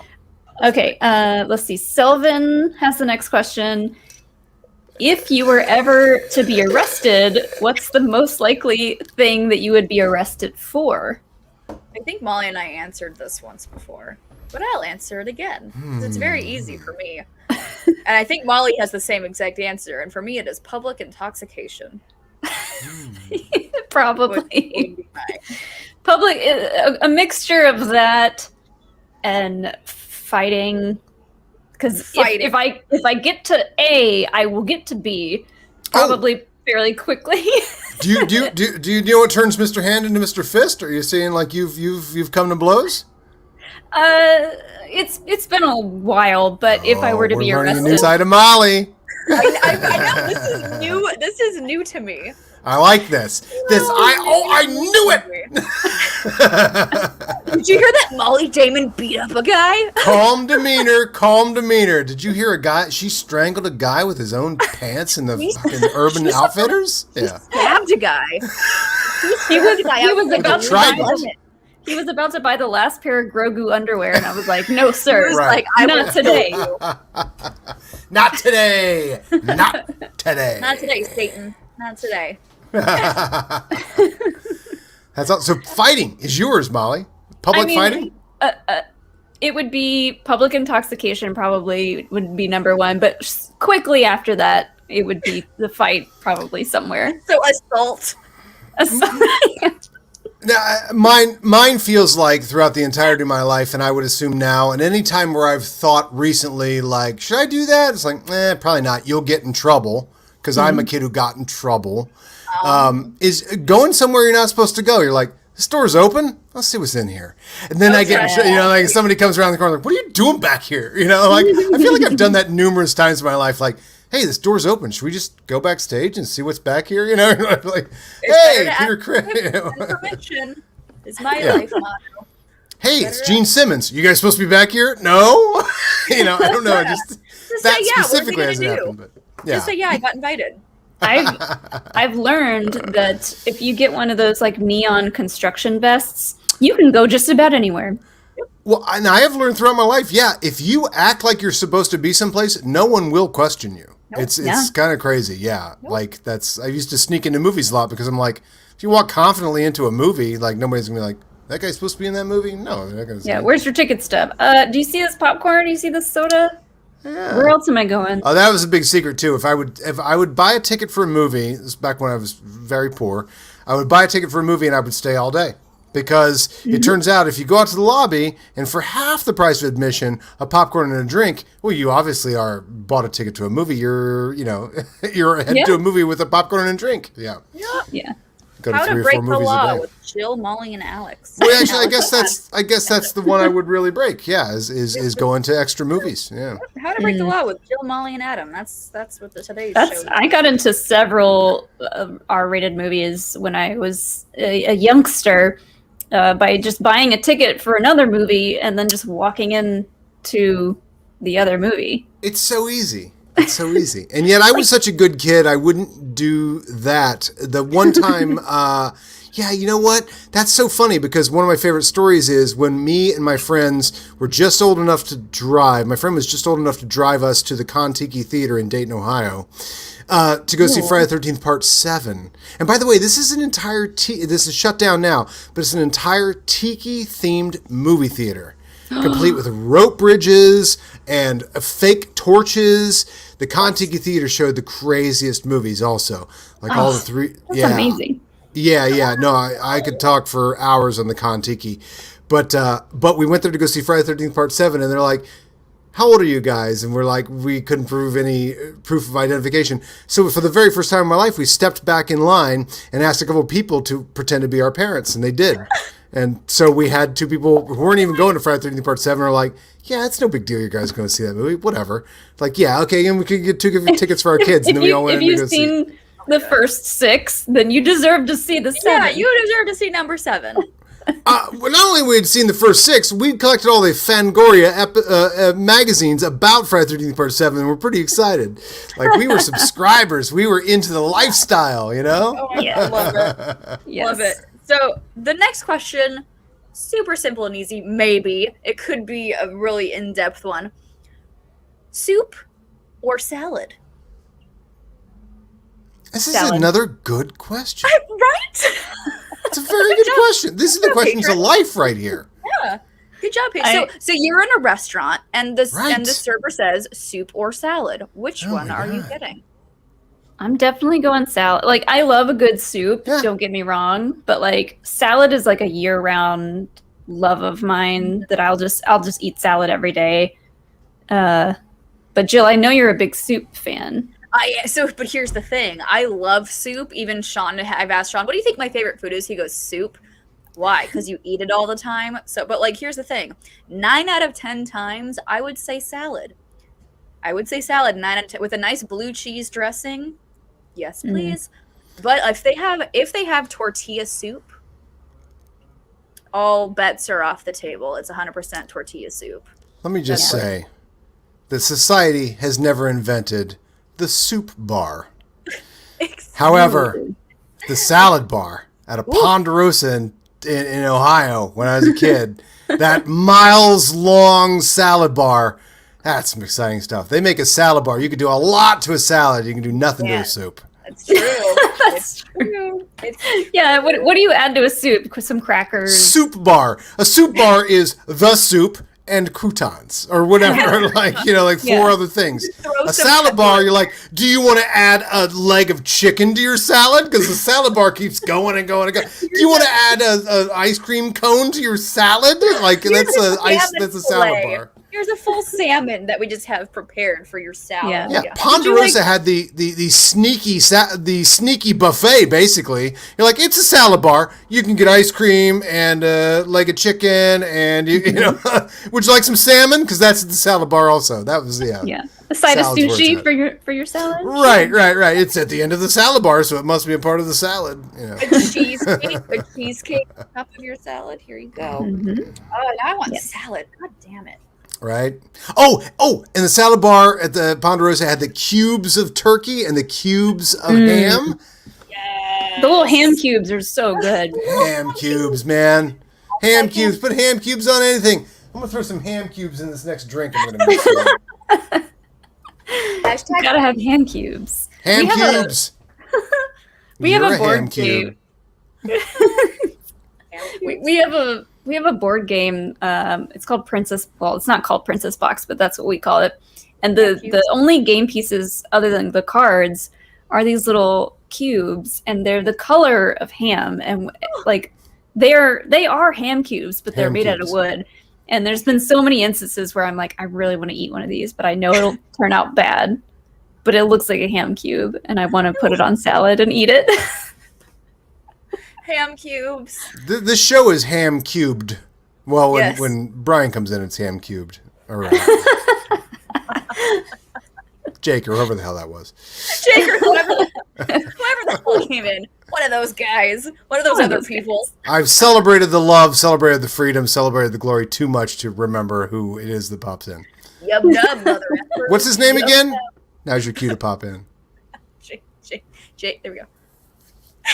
It's like my name's there on the corner. I'm just gonna call Yub Nub, Jake. Yub Nub. Both of them are just ham cube from now on. What's up, ham cubed? Mm-hmm. What's up, ham cube? Oh my god, Molly, you have our last one. Okay, our last patron question here. This one's from Chuck, and it says, Adam, why are pauldrons so damn cool, and why aren't more people rocking them? I don't know. Let me throw it on for this one. Let me get my props. Yeah, let me get my props. I had to think for a second about what pauldrons were, but I was like, I know what they are in Star Wars. The shoulder accoutrement. I'm trying to fish out my pineapple. Ooh, yeah. Eat the fruit at the bottom of the drink. It's always soaked up it's always got the soaked up booze in it. There it is. This is a pauldron and a half cape right here. Pauldron and a half cape. Now, I mean, yes, if you're going to go for the full fashion accomplishment here, you need a pauldron is good, but a pauldron and a half cape can't be beat in terms of fashion. Yes, I love the pauldron because it is the sign of the post-apocalypse, which we are living in right now. I know we all think we made it through this thing. I think we're wrong. So, witness me.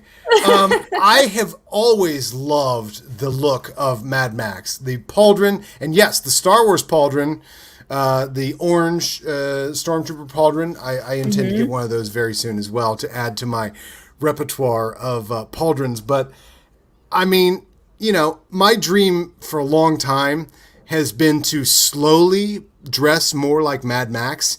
And luckily, the Schmoedown has given me the opportunity to that. But the idea was like, just, you know, one day I just show up and I'm just completely Mad Maxed out. And just add it one thing at a time, just one day. But the pauldron would be the toughest one to add. Because not everyone wears a pauldron.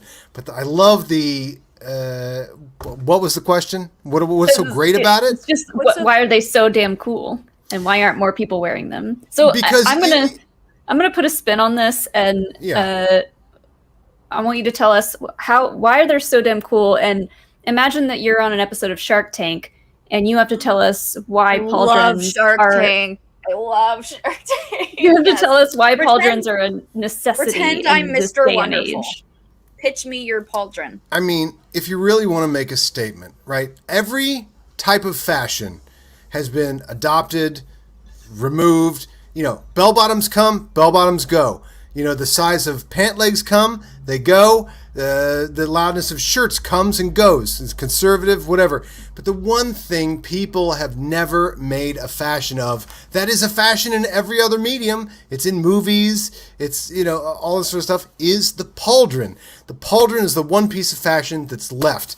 And when one of these days, we're going to get Caitlyn Jenner wearing a pauldron. It's going to be the big deal. You know, everybody's going to show up. You can't show up without your pauldron. It's like big elbow pads in the 80s. We didn't think anything of that. We look back now and we're like, Jesus, is Sigourney Weaver a linebacker for the Pittsburgh Steelers?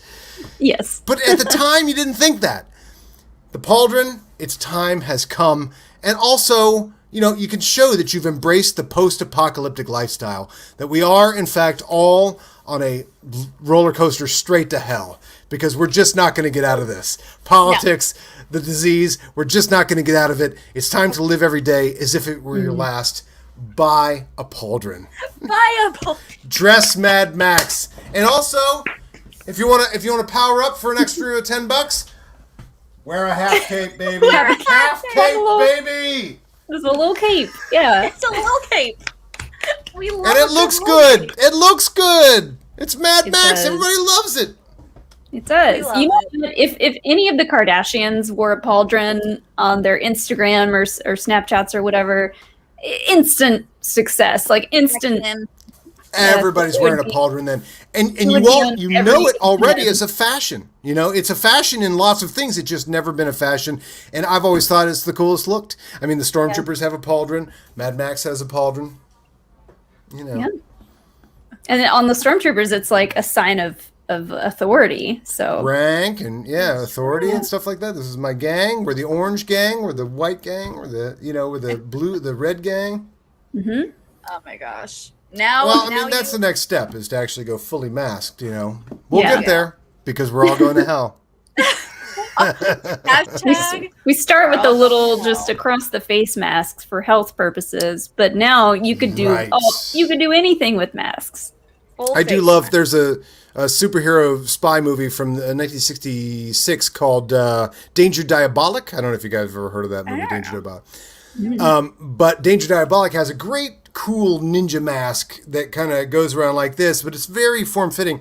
And when the apocalypse started, I found a. I don't think I have it right here. Oh, I do have it.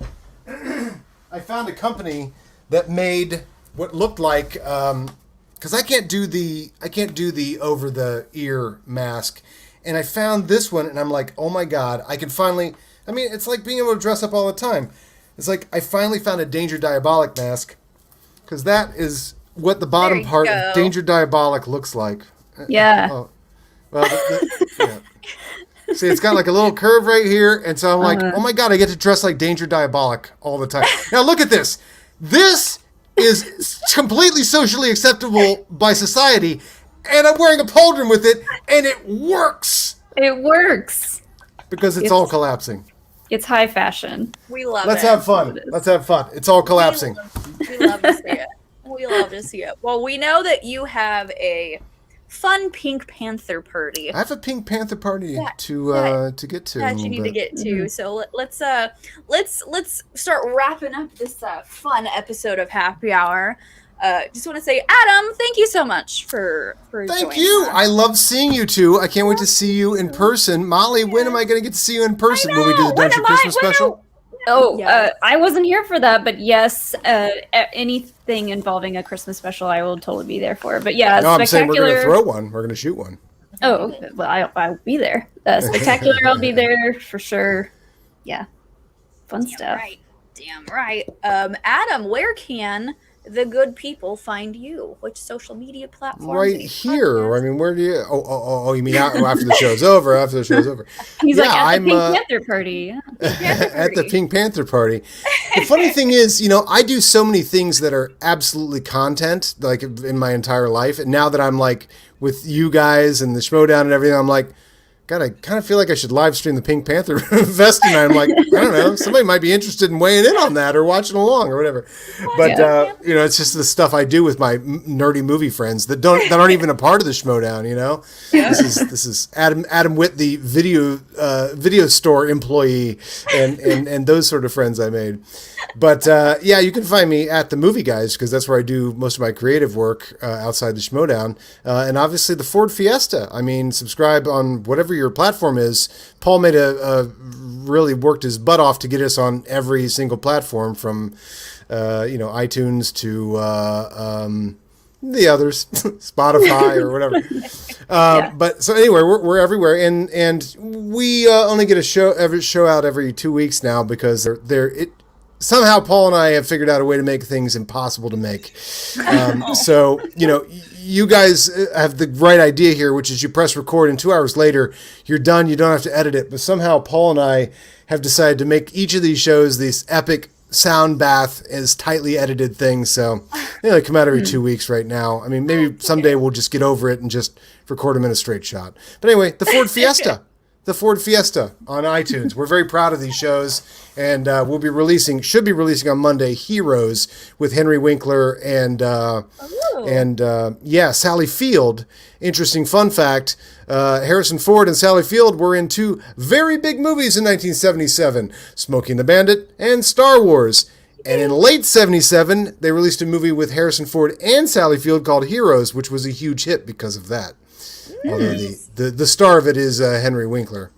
So we're continuing down the career of Harrison Ford. It's very fun, very rewarding. Yay! Yeah, Love it. I just side note, I do want to point out that both Jake and Brian have changed their names in the chat to Ham Cubed and Ham Squared. So we've started a revolution. We have. Molly, where can the good people find you? They can find me here drinking, or on Twitter at Molly Damon. It's Star Wars Explained. Me and Alex are talking about Star Wars all the time, and those are the big. Malix is our second YouTube channel.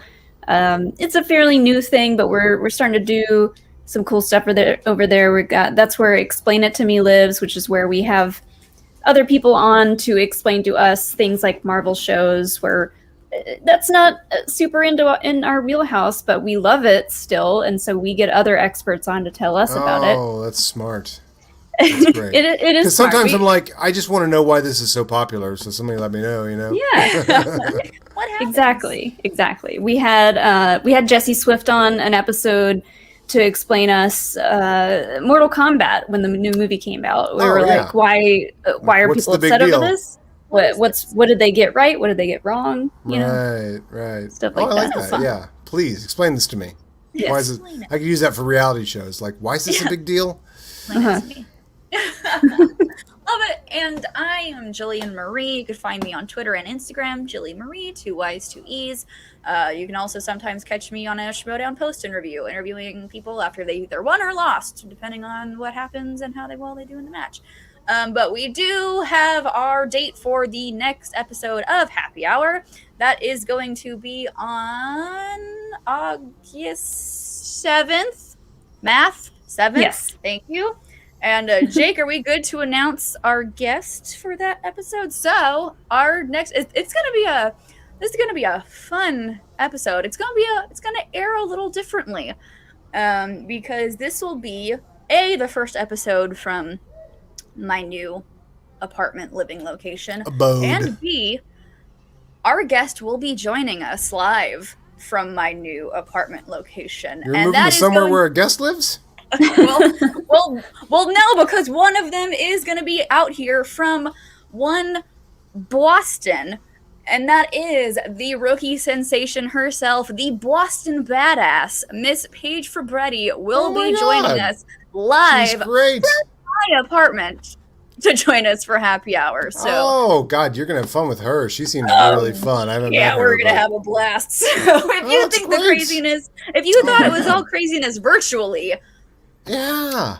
we're gonna be doing it live. So Oh, wow. Now, are you gonna have a space in your apartment where you can set up a couple microphones and you can all sit around a table? Is that gonna be? yeah. That's oh you yeah, know. it's gonna be positioned right in front of our bar. So Nice. That's So, yeah, fantastic. it's gonna be a fun one. So make sure to tune in for that.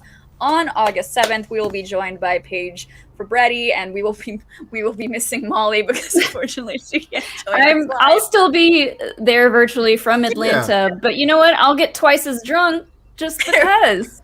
Here we go. Perfect. So that's gonna be a fun one. So thank you all so much to everyone who joined us. Thank you to the patrons for sending in your very Thanks amazing. for caring. Yeah, thank you for your amazing, You know? thought-provoking questions. Yeah. And for Molly, Jake, and Brian in the background, myself, and Mr. Adam Witt, thank you once Thank again you. for joining us. This has been Happy Hour with Jill and Molly. Cheers to freedom. Cheers to togetherness. Cheers to Celebrate Yep. the love. Celebrate Celebrate the the love. freedom. Celebrate the glory. celebrate the love. Yup, nub. Celebrate the love. Yup, nub. Celebrate the love. Yep, Yup, no. nub. Yup, nub. Have a good night, everybody. Make sure to drink responsibly. Cheers. Have a great weekend, guys. We'll see you on the next one. Cheers.